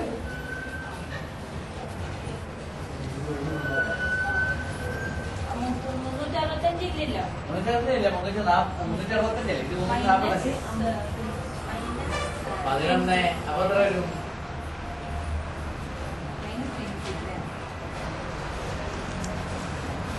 അപ്പൊ ഇതിനെ 11, 3, 33, 31,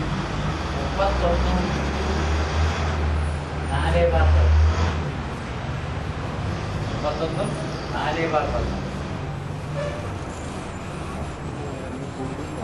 ഇല്ലേ? അപ്പൊ നമ്മൾ ഞാനും കൂടെ കൂട്ടി 7, 4, 11 ഒരു ലീവായി. അപ്പൊ 100, 131 ദിവസം.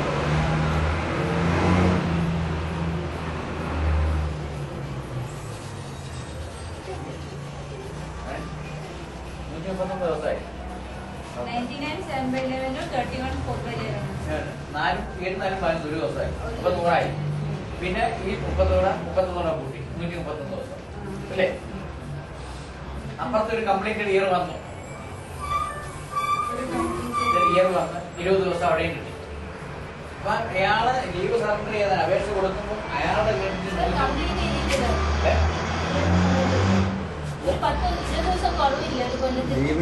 അതിൽ കുറച്ചല്ലേ അപ്പൊ ഇവിടെ നമ്പർ കംപ്ലീറ്റഡ് നമ്പർ 1 കൊല്ലം പണിയാണെന്ന് പറഞ്ഞാല് ലീവ് ആപ്പേ ലീവ് പീരീഡിൽ വേണം ചെയ്യും. മനസ്സിലായില്ലേ? അപ്പൊ അതുകൊണ്ട് നമ്മൾ 1 ഇയർ ആയിട്ട് തന്നെ എടുക്കും.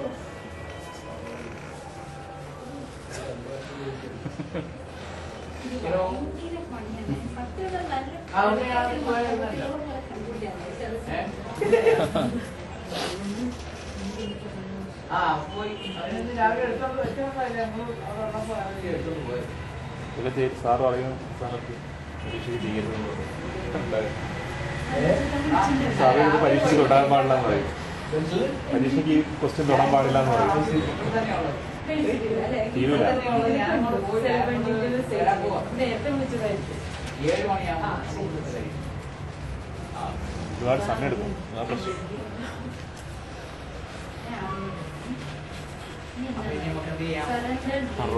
അപ്പൊ സറണ്ടേഡ് ആൻഡ് ലീവ് 1/1/2000 എല്ലാം വേറെ ഏതാ സറണ്ടർ ഒന്ന്. അപ്പം SLS 30 ഡേയ്സ് 1/1/2007 അവയില് 30 ബാക്കി 101 ദിവസമുണ്ട്. 101 1/1/2007 എടുത്തു. 30 ദിവസം. അപ്പൊ എത്ര 30 ദിവസം ആ 133 101 അയാളുടെ ലീവ് എത്ര വരെ കണക്കാക്കണമെന്ന് നമ്മളോട് പറഞ്ഞു. 2008 വരെ 2008 വരെ 1/6/2008 മറ്റേത് പ്രശ്നമില്ല. അപ്പൊ ഇനി നമ്മൾ ലീവ് കണക്കാക്കുന്ന അയാൾ സറണ്ടർ ചെയ്തു. ലീവ് സറണ്ടർ ചെയ്തു. പക്ഷെ അന്ന് അയാൾ എന്ത് ചെയ്തു? വർക്ക് ചെയ്തോണ്ടിരിക്കുക. അപ്പൊ അതും നടക്കും. അപ്പൊ അത് ആ ദിവസം പോലെ തന്നെയാണ് 1/1/2007 മുതൽ തന്നെ ലീവ് കണക്കാക്കും. 1/1/2007 മുതൽക്ക് അപ്പൊ 1/1/2007 ലീവ് എടുത്തേ 1/2/2008 അല്ലേ? ഇനി കമ്മ്യൂണിറ്റഡ് ലീവ് ഫോർ 28 ഡേയ്സ് ഇല്ലേ? അപ്പം 31 ജനുവരി 31/1/2007 31/1/2008 വരെ. അപ്പൊ എത്ര ദിവസം ഉണ്ടാവും? 365 ദിവസവും പിന്നെ ഒരു 31 ദിവസവും ഇല്ലേ? 396 അടുത്ത മാസം എന്നിട്ടൊരു 30 ദിവസം. അപ്പൊ 2008 95 2008 ഫെബ്രുവരി വന്നിട്ടില്ല. അപ്പൊ അതുകൊണ്ട് അത്രയേ ഉള്ളൂ. 365 അല്ലെങ്കിൽ 366 എടുക്കണം. ഫെബ്രുവരി ആയിട്ടില്ലല്ലോ. ഫെബ്രുവരി വന്നിട്ടില്ല. 325 പിന്നെ 31 ഇല്ലേ?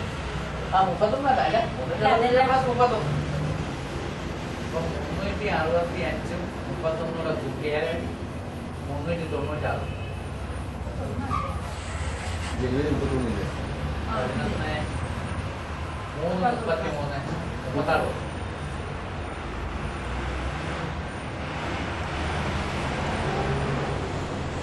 337 ദിവസവും ഇവിടെയോ ഒരു കംപ്ലീറ്റ് ഇയറും വന്നു 20/80 ദിവസം അല്ലേ?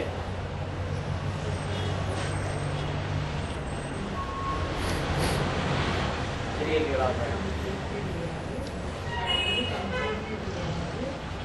ഒരു കംപ്ലീറ്റ് ഇയർ കൂടെ കണ്ട് അപ്പൊ അതുകൊണ്ട് 80 ദിവസമായി.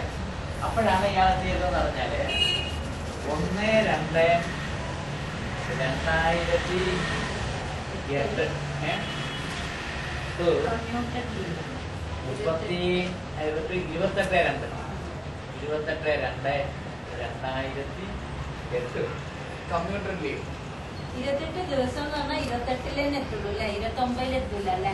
ഇല്ല.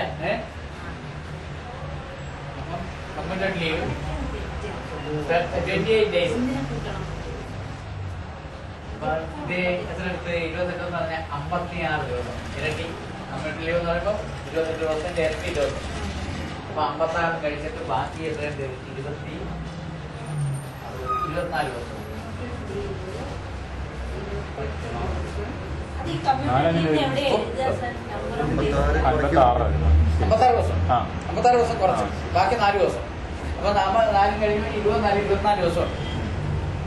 ഇനി അയാൾ പറഞ്ഞെന്ന് പറഞ്ഞാലേ അയാളെ ലീവ് തുടങ്ങുന്നത് എത്രയാണല്ലോ എടുക്കുക? പകുതിയല്ലേ എടുക്കുക അല്ലേ? 28 ദിവസം പറഞ്ഞാലും 28 ഇരട്ടി 56 ദിവസം പറയും. ഇനി അയാള് ഡ്യൂട്ടിയിൽ നിന്ന് റിജോയിൻ ചെയ്ത് 29-ാം തീയതി 29-ാം തീയതി ജോയിൻ ചെയ്തു. അപ്പൊ 29 ഒന്നൊരു ദിവസം 2000 അത് പറ്റിക്കാൻ കമ്മിയാണ്. ഇതിന് ഫെബ്രുവരി 30-6 വരെ 1/6/2008 വരെ 31-5 1/4/2008 സറണ്ടർ ചെയ്തിട്ടുണ്ടായിരുന്നു. 1/4 1/6 1/4/2008 30 സറണ്ടർ ചെയ്തത്. 1/4 ഒരു സംഭവം. അപ്പൊ 29-2 31/3/2008 to 31/3/2008 വരെ. അപ്പൊ അത് 32 days അല്ലേ? 32 ദിവസം. 32/11 11 2 22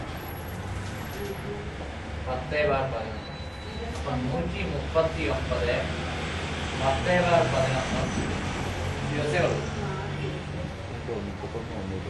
ബാക്കി 31 ഉണ്ടല്ലേ? 31 വരെ അല്ലേ? അതെ. 31/3 ആണല്ലേ? ആണാണ്. അപ്പോഴാണ് 1/4 മുതൽ എത്ര വരുന്നത് ഇയാള്? 1/4/2008 to 30/4/2008 സറണ്ടേഡ് 30 days. ഇവിടെ 30 ദിവസം കുറച്ചു. ബാക്കി 180. സറണ്ടേഡ് കമ്പ്യൂട്ടർ ലീവ് 28 days അല്ലേ? കേട്ടു. പിന്നെ സറണ്ടേഡ് ഈ 2009 ആ? 8 തന്നെ. 2008 തന്നെയാ? 1/4/2008 തന്നെയാണ്. ഒരു മാസമാണ് അത് അല്ലേ? ഒരു മാസം.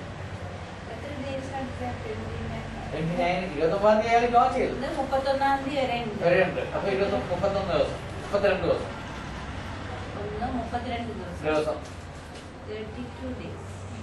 അതെന്താ ചെയ്യുന്നത്? അപ്പൊ ഈ അതിലൊന്നും ചെയ്യുന്നില്ല. അല്ല അത് സറണ്ടർ ചെയ്ത് 30 ദിവസം കഴിച്ചു. അതൊന്നും ചെയ്തില്ല. 32 days ഒന്നും ചെയ്തില്ല. അല്ല അതിനെ പോയി 11 2/2 10/11 2 ദിവസം 2 2 ദിവസം മാസം. ഏതെങ്കിലും അല്ല ഒരു 32 ഡേയ്സിൻ്റെത് എന്താ കൂട്ടുക നമ്മള്? എംലിയുടെ വോളത്തിൽ 137 തന്നെയല്ലേ? 137 നേരത്തെ ഉണ്ട്. 2 ദിവസവും പിന്നെ 10/11 32/11. നല്ല പണിയാണ്. 2 അപ്പൊ 139 മറ്റൊരു ഒന്നുമില്ല. പിന്നെ 1/4/2008 മുതൽക്ക് സറണ്ടർ DL for 30 days. അതെ. ഇനി നമ്മളെന്ത് ചെയ്തു? അവസാനത്തെ അതായത് 1/4/2008 to 31/5/2008 12 ഡോക്ടറെ 61 ദിവസം അല്ലേ? 31 30 61 ഏപ്രിൽ മാസം ഡ്യൂട്ടിയിലാണല്ലോ അല്ലേ? ഡ്യൂട്ടിയിലാണ്. 31/5/2008 വരെ 61 ദിവസം. 61 11 5 55 6 വരും ഇല്ലേ? 11 5 58 6/11. അപ്പൊ 10/16 പോയിട്ട് 5/11 15 ദിവസം വരും. 24 ദിവസമേ ഉള്ളൂ. അപ്പൊ ഇത് ശരിയാണോ നമുക്കൊന്ന് ഷോർട്ട് കട്ടിൽ കൂടി നോക്കാം. ഷോർട്ട് കട്ടോ? അപ്പൊ ആ ഷോർട്ട് കട്ടിൽ കൂടി നമ്മൾ നോക്കുക.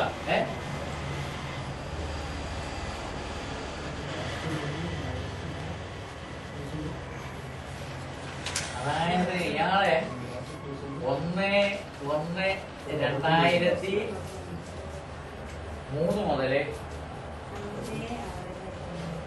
31/12 ഇല്ലേ? നമ്മൾ 1/1/2008 വരെ ഇല്ലേ? അപ്പൊ എത്ര വർഷം ഉണ്ട്? 5 വർഷം. 2, 4, 5, 6, 7, 8, 6 വർഷം. 6 വർഷം. അപ്പൊ 365 × 6. പിന്നെ എത്രയാണ്? 5 വർഷമല്ലേ സാർ ഉള്ളൂ? ഇത് 1/1/2008 2008 വേണ്ട. അപ്പൊ 7 വരെ 5 വർഷം. 5 വർഷം. 5 വർഷം. പിന്നെയോ എന്താണ് 1/1/2003 മുതൽ 1/1/2008 വരെ 5 വർഷം. 5 വർഷം. ഇനി ബാക്കി കിടക്കാണ്. ഇത് 31/5 വരെ കണക്കാക്കണം അല്ലേ? ഇപ്പോഴോ 1-ാം തീയതി കഴിഞ്ഞ് ഇനി 2 ഫെബ്രുവരി 29, മാർച്ച് 31, ഏപ്രിൽ 30.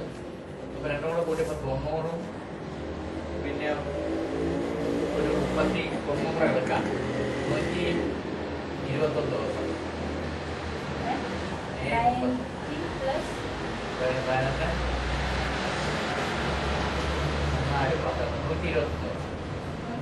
ഈ 2004 ഫെബ്രുവരിയിൽ ഒരു ദിവസം കൂടെ വരില്ല. 2004 വന്നിട്ട് 2008 വന്നു. അതുകൂടെ കൂട്ടി 29 ദിവസത്തോടെ. അപ്പൊ 365 × 5, 525, 630, 38, 3, 15, 3, 18. ഇതിന്റെ കൂടെ എന്ത് ചെയ്തു? ഒരെണ്ണം വരും.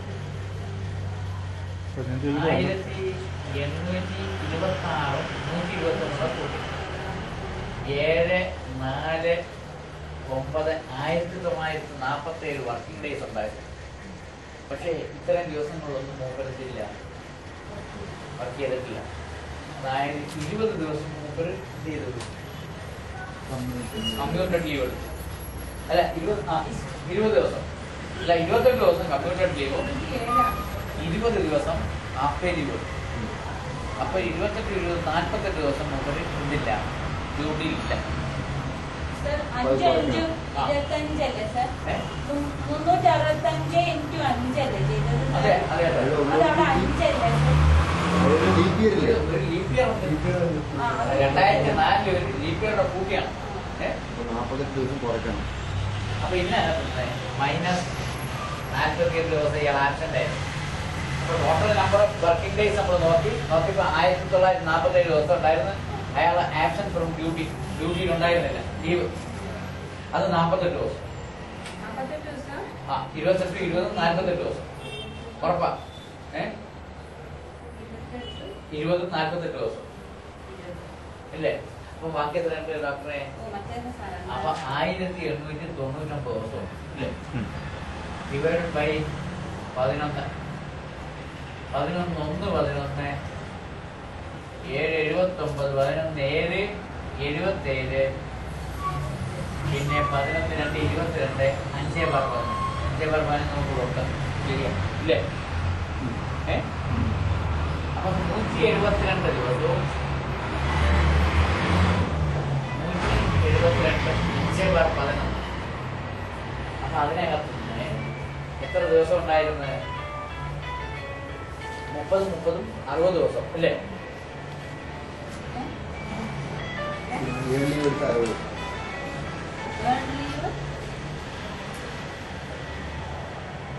30, 60 ദിവസം ലീവ്.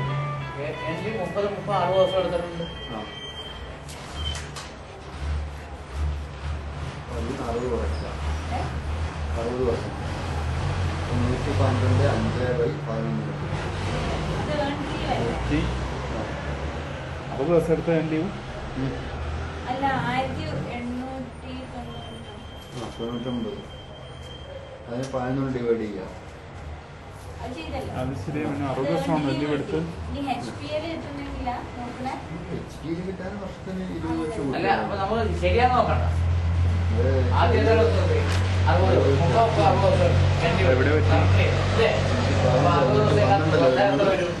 അത് ദിവസം ഇതൊന്ന് കുറച്ച് ചെയ്യാം. 172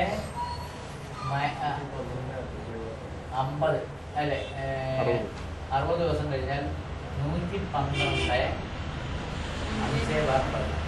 നമ്മൾ കണക്കൂട്ടിയപ്പോ ഇതാണ്.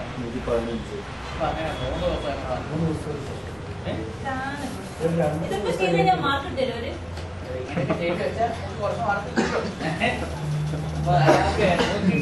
അവര് ഇവിടെ ആൻസർ എത്ര പറഞ്ഞേ? ഒരു വേറെ പോലെ ഒരു കണക്ക് ചെയ്യുന്നു. ഒരെല്ലാം പ്ലസ് ചെയ്യും സാർ. അല്ല അതല്ല ഇപ്പൊ ചെയ്ത സമയം ഷോർട്ട് കട്ട് അതല്ല ചെയ്യുന്നത്. അങ്ങനെയല്ല ചെയ്യുന്നത്. ഈ അക്കൗണ്ട് അങ്ങനെയല്ലല്ലോ. ഇങ്ങനെയാണ് ചെയ്തേക്കില്ല.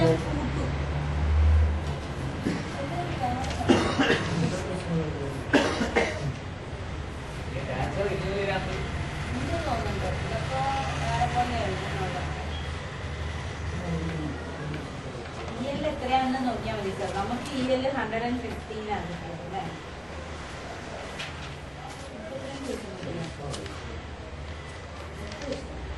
അത് കണക്കൂട്ടിട്ട് 32. അത് 30.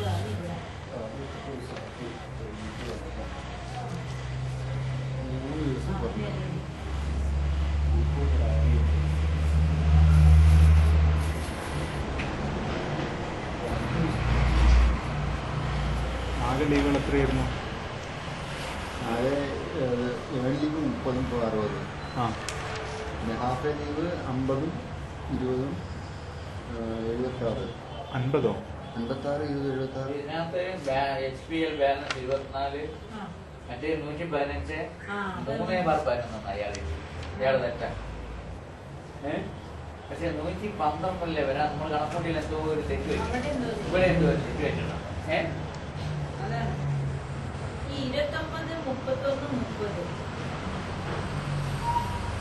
സാർ അതെന്താന്നറിയോ? ജാനുവരിന്റെ കണക്കൂട്ടിയിട്ടില്ല. 1/1/2008 മുതൽക്ക് ഒരു 31 ദിവസം 31 ദിവസം വന്നു കഴിഞ്ഞാൽ 112 14 തെറ്റാ. അത് ശരിയാവില്ല. അത് ശരിയായില്ലേ? നമുക്ക് നോക്കാം. ശരിയല്ലേ? അവിടെ ശരിക്കും ഫെബ്രുവരി ജാനുവരി കൂട്ടണ്ട. 365 5 1825 പ്ലസ് 1 1826 എന്നുവരെ 1/1 അല്ലേ? 31 12 31/12/2006 2007 വരെ. അപ്പൊ അതുകൊണ്ട് 1/1/2008 അത്രയും വന്നു. ഇനി ജാനുവരി അപ്പൊ അതിൽ ഒരു ഫെബ്രുവരി അല്ലേ വരുന്നുള്ളൂ? അല്ല ഒരു ഫെബ്രുവരി അവിടെ വരുന്നുണ്ട്. അവിടെ ഒരു ഫെബ്രുവരി വരുന്നുണ്ട്. അതാണ് ഒന്ന് കൂട്ടിയത്. Okay okay. പിന്നെ അടുത്തൊരു ഫെബ്രുവരി വേറെ വരുന്നുണ്ട്.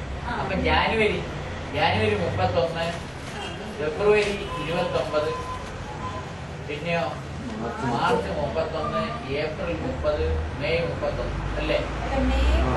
10 2 12 ഒക്കെ 1 3 6 152 ദിവസം. 152 ദിവസം ഇവിടെ. അതിനകത്ത് 152 രൂപയുടെ ഇവിടെ കൂട്ടി 152 5 2 7 1977 മൈനസ് എത്രയുണ്ട്? 48. 48 ദിവസം കുറയ്ക്കണം. ശരിയാ?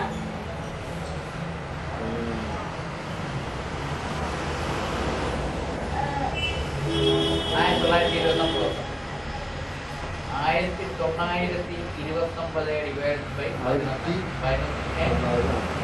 1929 11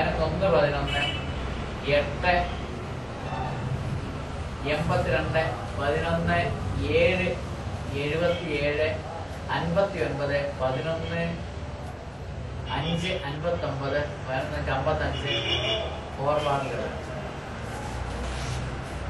എന്നാ സർ ഞാൻ പറഞ്ഞുതരാം. ഇവിടെ ഇവിടെ 5 അല്ലേ 1 6 മുട്ടുണ്ടായി ഒന്നുകൂടെ കൂട്ടി 126. കിട്ടിയല്ലോ. എവിടെ കൂട്ടി ഒരെണ്ണം അവിടെ കൂട്ടി അപ്പൊ ഇവിടെ ശരിയാവും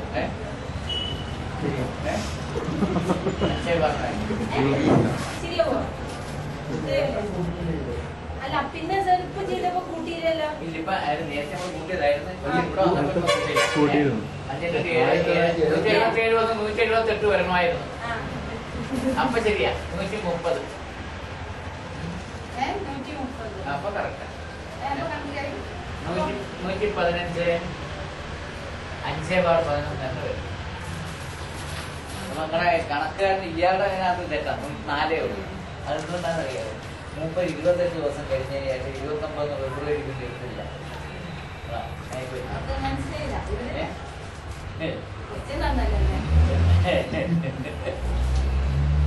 ഇതിന് നമ്മള് മെനക്കെടുത്ത് നമ്മള് ജയിക്കില്ല. പിന്നെ പറഞ്ഞു കഴിഞ്ഞാല് നമ്മളിതെല്ലാം കഴിഞ്ഞ് കുറച്ച് സമയമുണ്ട്. എന്നാ പിന്നെ ലീവിന്റെ ഈ ഷോർട്ട് കട്ട് മെത്തേഡിൽ കൂടെ ലീവ് എത്താന്ന് പറഞ്ഞ് എഴുതി വെക്കും. മാർക്ക് ലീവ് എന്തെങ്കിലും 2-3 മാർക്ക് ഇടുമല്ലോ. അപ്പൊ 38 മാർക്ക് മറ്റേതെല്ലാം കിട്ടും. 2 മാർക്ക് ഇടുവാൻ കിട്ടിയാൽ ജയിക്കും. അപ്പൊ ഇതിങ്ങനെ എഴുതി വെച്ചപ്പോ അയാൾ 2 ഇയാൾ ജയിച്ചോട്ടെ. അപ്പൊ അങ്ങനെ എടുത്തോളൂ. അപ്പൊ അതുകൊണ്ട് ഡോക്ടർ ഒഴിവാക്കണ്ട. ഇങ്ങനെ വന്നാലും ലാസ്റ്റ് മൊമെന്റിൽ നമുക്ക് ചെയ്യാം. ഞാൻ ടോട്ടൽ നമ്പർ ഓഫ് ഡേയ്സ് ഇത്രയുണ്ടെന്ന് കണ്ടുപിടിച്ചു. അതിനകത്ത് ഇയാളുടെ ആബ്സെൻസ് ലീവിലെടുത്ത പീരീഡുകളെല്ലാം കൂടെ പറഞ്ഞു. സറണ്ടർ ലീവ് ഒന്നും കുറച്ച് കളയുള്ളൂ. ആബ്സെൻസ് മാത്രമുള്ളത് കുറച്ച്. അപ്പൊ അത് കഴിഞ്ഞിട്ട് ബാക്കി അത്രയും ബാക്കി ആയിരിക്കും ഡ്യൂട്ടിയുള്ള. അതിനെ നമ്മൾ 11 22 1 22 അപ്പൊ അത് അങ്ങനെ വെച്ച് ചെയ്തതിന് ശേഷം പിന്നെ അവിടെ അയാൾ അവൈൽ ചെയ്ത ലീവുകൾ മൈനസ് ചെയ്യും. അവൈൽ ചെയ്ത ലീവ് എന്ന് പറഞ്ഞാൽ സറണ്ടർ ചെയ്തു. 2 പ്രാവശ്യം സറണ്ടർ ചെയ്തു. അത് മൈനസ് ചെയ്താൽ ഒരു കറക്റ്റ് കിട്ടൂല്ലേ? 5 വർഷത്തിന്റെ മറ്റേ എക്സ്പീരിയൻസ് ആണെങ്കിൽ 100. 76 ബാക്കി 24. അത് കിട്ടും. ഇതുപോലെ ഇങ്ങനെ മറ്റേ ചെയ്താലേ ഫുൾ മാർക്ക് കിട്ടും. ഇത് 15 മാർക്കിന്റെ ക്വസ്റ്റ്യൻ ആയിരിക്കും അല്ലേ? 15-20 ക്വസ്റ്റ്യൻ ആയിരിക്കും. ഇതിന്റെ ഇടയിൽ അയാൾ 5 വർഷം ഫോറിൻ സർവീസിൽ പോയാൽ എന്ത് ചെയ്യും? ഫോറിൻ സർവീസിലേക്ക് പോയി കഴിഞ്ഞാൽ നമുക്ക് ആ പീരീഡ് നമ്മൾ ലീവ് കണക്കൂട്ടണ്ട. അപ്പൊ ഫോറിൻ സർവീസിൽ പോയാൽ ഫോറിൻ സർവീസിലെ ഫോറിൻ എംപ്ലോയർ ലീവ് കണക്കൂട്ടി കൊടുക്കുന്ന ഏർപ്പാടാണ്. അപ്പൊ സാറേ ഇത് ഒരാള് ഇപ്പോ ഈ നോൺ വെക്കേഷൻ ഡിപ്പാർട്ട്മെന്റിൽ ഒരു 5-6 വർഷം സർവീസ് ചെയ്തു. പിന്നെ അദ്ദേഹത്തിന് പ്രൊമോഷൻ ആയിട്ട് വെക്കേഷൻ ഡിപ്പാർട്ട്മെന്റിൽ വന്നു. അവിടുന്ന് ഒരു 5 വർഷം വീണ്ടും അത് നോൺ വെക്കേഷൻ ആയിട്ട് പ്രൊമോഷനായി. അപ്പൊ അയാൾക്ക് എങ്ങനെ നമ്മൾ കൂട്ടാം? അപ്പൊ നോൺ വെക്കേഷൻകാരന് പോകുമ്പോഴുള്ള പ്രത്യേകത അയാള് വെക്കേഷൻ ഡിപ്പാർട്ട്മെന്റിലുള്ള ഒരാളെ നോൺ വെക്കേഷനിലേക്ക് പോകുമ്പോഴാണ് അയാളുടെ എൻ ലീവ് കണക്കാക്കുന്നത് ഈ പറഞ്ഞ വെക്കേഷൻ പീരീഡിനുള്ളിലാണ്. വെക്കേഷൻ്റെ ഉള്ളിലല്ല, ഈ അയാളുടെ ഈ പറഞ്ഞ അക്കാഡമിക് ഇയറിന് ഉള്ളിലാണെന്ന് തോന്നുന്നുണ്ടെങ്കിൽ സ്കൂൾ തുറന്ന ഡേറ്റ് മുതൽ അയാൾക്ക് ലീവ് കണക്കാക്കും. 1/6 മുതൽ അയാൾ പ്രൊമോട്ട് ചെയ്ത് കഴിയുമ്പോൾ എന്തായിരിക്കും? വെക്കേഷനിലേക്ക് പോകുന്നത് 1/1/2008 2011 അല്ലെങ്കിൽ 12 1/1/2012. അപ്പൊ അയാളെ സംബന്ധിച്ച് ഹെഡ്മാസ്റ്റർ ലീവ് കണക്കാക്കണമെന്നുണ്ടെങ്കിൽ 1/6/2010 മുതൽ അല്ലെ 11 മുതൽ 1/6/2011 മുതൽ അയാൾ നോൺ വെക്കേഷനിലായിട്ട് കണക്കാക്കും. വെക്കേഷൻകാരനാണെന്നുണ്ടെങ്കിലും അയാളുടെ കേസിൽ ലീവ് കണക്കാക്കാൻ വേണ്ടി അയാളെന്ന് 1/6/2011 അയാൾ നോൺ വെക്കേഷനിലായിട്ടതായിട്ട് കണക്കാക്കും. അപ്പൊ അങ്ങനെ വരുന്നതിന്റെ ഇടയിൽ ഇപ്പൊ അയാൾ കുറച്ച് അതിന് ശേഷം 1/6 ശേഷം കുറച്ച് ഹാഫ് ലീവ് ഒക്കെ എടുത്തിട്ടുണ്ടായിരുന്നു. അപ്പൊ അത്രയും പീരീഡ് എന്ത് ചെയ്യുന്നത് അതിൽ നിന്ന് കുറച്ച് എന്നിട്ട് വേണം നമ്മൾ എന്ത് ചെയ്യാൻ കണക്കാക്കാൻ ലീവ് കണക്കാക്കാൻ. അപ്പൊ അങ്ങനെ ചോദ്യം വരും. അങ്ങനെ ചോദ്യം വരുന്നത് നോൺ വെക്കേഷൻകാരനെ കൊണ്ട് പോകുന്നത് അല്ല നോൺ വൊക്കേഷനിൽ പോയാൽ ബുദ്ധിമുട്ടാ. അങ്ങനെ ഉണ്ട്. അയാൾക്ക് അപ്പൊ ആ ലീവൊക്കെ പോയി പോകും. അയാൾ റെഗുലർ ലീവോടെ കിടക്കും. വൊക്കേഷനിലായിരുന്നു അയാള് 1/1/2008. അപ്പൊ അയാൾക്ക് ജോലി കിട്ടി. അപ്പൊ തന്നെ അയാൾ അവിടെ ജോയിൻ ചെയ്യണം അല്ലേ? അയാൾ അങ്ങനെ വേണമെന്നുണ്ടോ? നമ്മൾ ജോയിനിങ് ടൈം ഒക്കെ പഠിച്ചില്ലേ? സൗകര്യമുള്ള ദിവസം പോയാൽ പറ്റും. അപ്പൊ അയാൾക്ക് എന്താ ലീവ്? ആ 2 മാർച്ച് വരെ ഉള്ളത് ലീവ് കിട്ടും. മാർച്ച് അല്ല, അയാൾക്ക് വെക്കേഷൻ എൻജോയ് ചെയ്തിട്ട് പോയാലും മതി. മനസ്സിലായില്ലേ? അപ്പൊ അങ്ങനെ ജൂണിൽ പോയി ചേർന്നാ മതി അവിടെ. അയാൾക്ക് ജൂണിൽ ചേർന്നാലും മതി. അത് ലീവ് ഒക്കെ എടുത്തിട്ട് പോവാ. അപ്പൊ ഇവിടെ ശമ്പളം കിട്ടും, ഇവിടുന്ന് റിലീവ് ചെയ്യുന്നില്ലല്ലോ. അങ്ങനെയും പോവാ. അതല്ല അയാൾക്ക് പിന്നെ അവിടെ പോയി ജോയിൻ ചെയ്യണമെന്ന് കണ്ടു കഴിഞ്ഞാൽ എന്ത് ചെയ്യും? നേരെ പോയിക്കോളും. ഇത്രേ ഉള്ളൂ. അതിപ്പോ ജാനുവരിയിലാണെങ്കിലും പറഞ്ഞു കഴിഞ്ഞാൽ ആർ ടി ഓഫീസിലൊക്കെ എഴുതി കിട്ടുകയാണെന്നുണ്ടെങ്കിൽ അവരിതും പറഞ്ഞ് ഒറ്റ പോക്കായി പൈസ അപ്രൈസർ ഓഫീസിൽ അതിലൊക്കെ പോകുകയാണെന്നുണ്ടെങ്കിൽ അന്ന് തന്നെ പോകും. ജോയിനിങ് ടൈം ലീവ് ഏൺ ചെയ്യുന്നുണ്ടോ? ജോയിനിങ് ടൈമിൽ ലീവ് ഏൺ ചെയ്യുന്നുണ്ട്.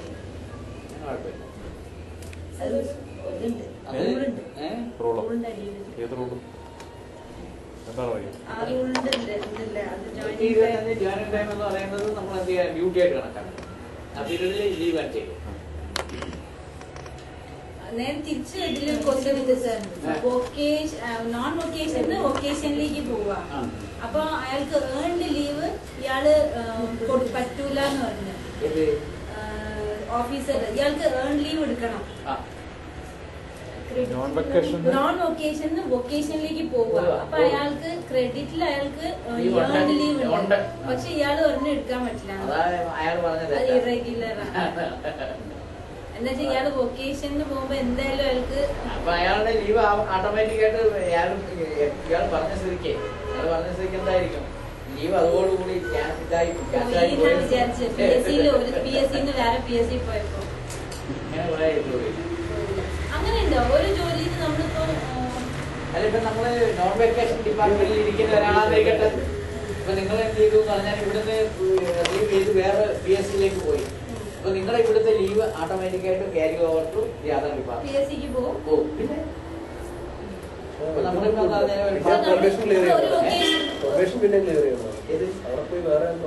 പ്രൊബേഷൻ ആയിട്ടുണ്ട്. അത് വേറെ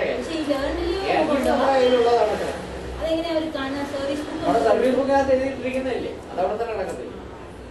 അപ്പൊ ഇയാൾ എന്തായാലും കൊടുക്കണം. ഇതിപ്പോ വൊക്കേഷനിൽ അതിനെ കൊണ്ട് അയാൾക്ക് കുറേ ഉണ്ടാവും. കുറയുന്നില്ല. അതല്ല അയാൾക്ക് എല്ലെങ്കിലും ഉണ്ടാവും അല്ലേ? പിന്നെ അടുത്ത കൊല്ലം തുടങ്ങുന്നവരെ അയാൾക്ക് ലീവ് എടുക്കാം.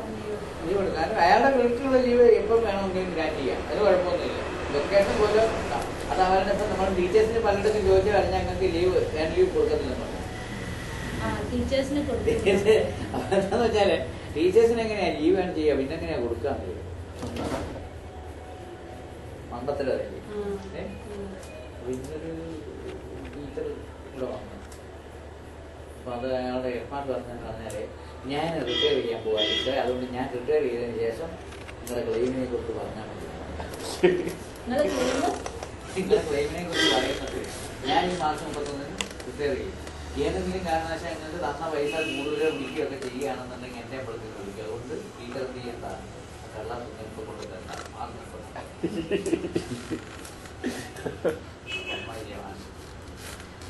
ടീച്ചർ വന്നു കഴിഞ്ഞാൽ മാസം നിങ്ങളുടെ പെൻഷനെ പിടിക്കത്തില്ലെന്ന് എനിക്ക് ഈ സമയത്തിന് എൻ്റെ പെൻഷൻ തന്നില്ലേ ഞാൻ പെറ്റീഷൻ എഴുതി കൊടുക്കുകയാണ്, എനിക്കുണ്ടായ നഷ്ടം നിങ്ങളെ പിന്നെ ഗ്രാജുവിറ്റിന്ന് പിടിച്ചു തരണമെന്ന് പറഞ്ഞു. കർക്കളാസ് എഴുതി കൊടുത്തു. അപ്പോൾ എന്ത് ചെയ്തു വന്നു കഴിഞ്ഞാൽ അവിടെ ഗ്രാജുവിറ്റി അവിടെ കളഞ്ഞു. അത് തീരുമാനമാകുന്നത് പിന്നെ എങ്ങനെ ഞങ്ങൾ വാങ്ങിക്കാൻ പറ്റും? അത് ഈ മറ്റേ ആളുടെ അപ്പോൾ അയാളുടെ കുട്ടികളെല്ലാം മരിച്ചപ്പോൾ എന്ത് ചെയ്യുന്നത് ഗ്രാജുവേറ്റ് ഇത് കിട്ടിയത് ഗ്രൂപ്പ് ഇൻഷുറൻസ് 1,56,000 6 മാസം മുമ്പിൽ വാങ്ങിച്ചു കൊടുത്തിരുന്നു. സാങ്ഷനായി വന്നതിന് ശേഷം എന്ത് ചെയ്തു എന്ന് പറഞ്ഞാൽ 6 മാസത്തേക്ക് കൊടുത്തില്ല. അപ്പോൾ ഇവരിത് അന്വേഷിച്ചറിഞ്ഞപ്പോൾ അവിടെ എത്രയോ ദിവസം മുമ്പേ ഇത് പാസ്സാക്കി കൊടുത്തെന്ന് പറഞ്ഞു. മൂപ്പര് ഇതിങ്ങനെ വെച്ചേക്കും. ഇയാളിങ്ങനെ ഇടയ്ക്കിടയ്ക്ക് വന്ന് ചോദിക്കുമ്പോൾ ഈ പറഞ്ഞ കണക്ക് ഒന്ന് ചോദിച്ച് ടീച്ചറെ അത് വന്നിട്ടുണ്ട്, പക്ഷേ എന്ത് ചെയ്ത് ട്രഷറിയിൽ ഇതിൻ്റെ കടലാസൊന്നും വന്നില്ല എന്ന് പറഞ്ഞു. അതുകൊണ്ടാണ് ഞങ്ങൾ മാറാത്തെന്ന് പറഞ്ഞു. ടീച്ചർ എന്ത് ചെയ്തു എന്ന് പറഞ്ഞാൽ മറ്റെടുത്ത് പോയി അന്വേഷിച്ചു ചെന്നപ്പോൾ പറഞ്ഞാൽ അത് വന്നിട്ട് എത്രയും കാലമായി 6 മാസം കഴിഞ്ഞിരിക്കുന്നത്, എന്തുകൊണ്ടാണ് വരാത്തതെന്നെല്ലാം ആളിനെ അപ്പം പറഞ്ഞ് ഇങ്ങനെ ട്രഷറിയിൽ വന്നിട്ടുണ്ടെന്ന് ആ SP പറഞ്ഞിട്ടുണ്ട്, നിങ്ങൾ എന്ത് ചെയ്യണം പറഞ്ഞാൽ ബില്ല് കൊടുക്കണമെന്നില്ല എന്ന് പറഞ്ഞു. അപ്പോൾ ഇത് വെച്ച് അപ്പോൾ ഞാൻ പറഞ്ഞു ടീച്ചറെ ഈ ഒരു ഒറ്റ കാരണം മതി, നിങ്ങൾക്ക് പലിശ തരണമെന്ന് പറഞ്ഞാൽ അപ്പോൾ 6 മാസത്തേക്കുള്ള പലിശ 1,82,000 രൂപയായി. ഇപ്പോഴത്തെ 12 അയാൾ വിചാരിച്ചിരിക്കുന്നത് ഇത് ഇങ്ങനെ കൊടുത്തു കഴിഞ്ഞാൽ പിന്നെ അയാളെ തടിക്കും പിടിക്കും.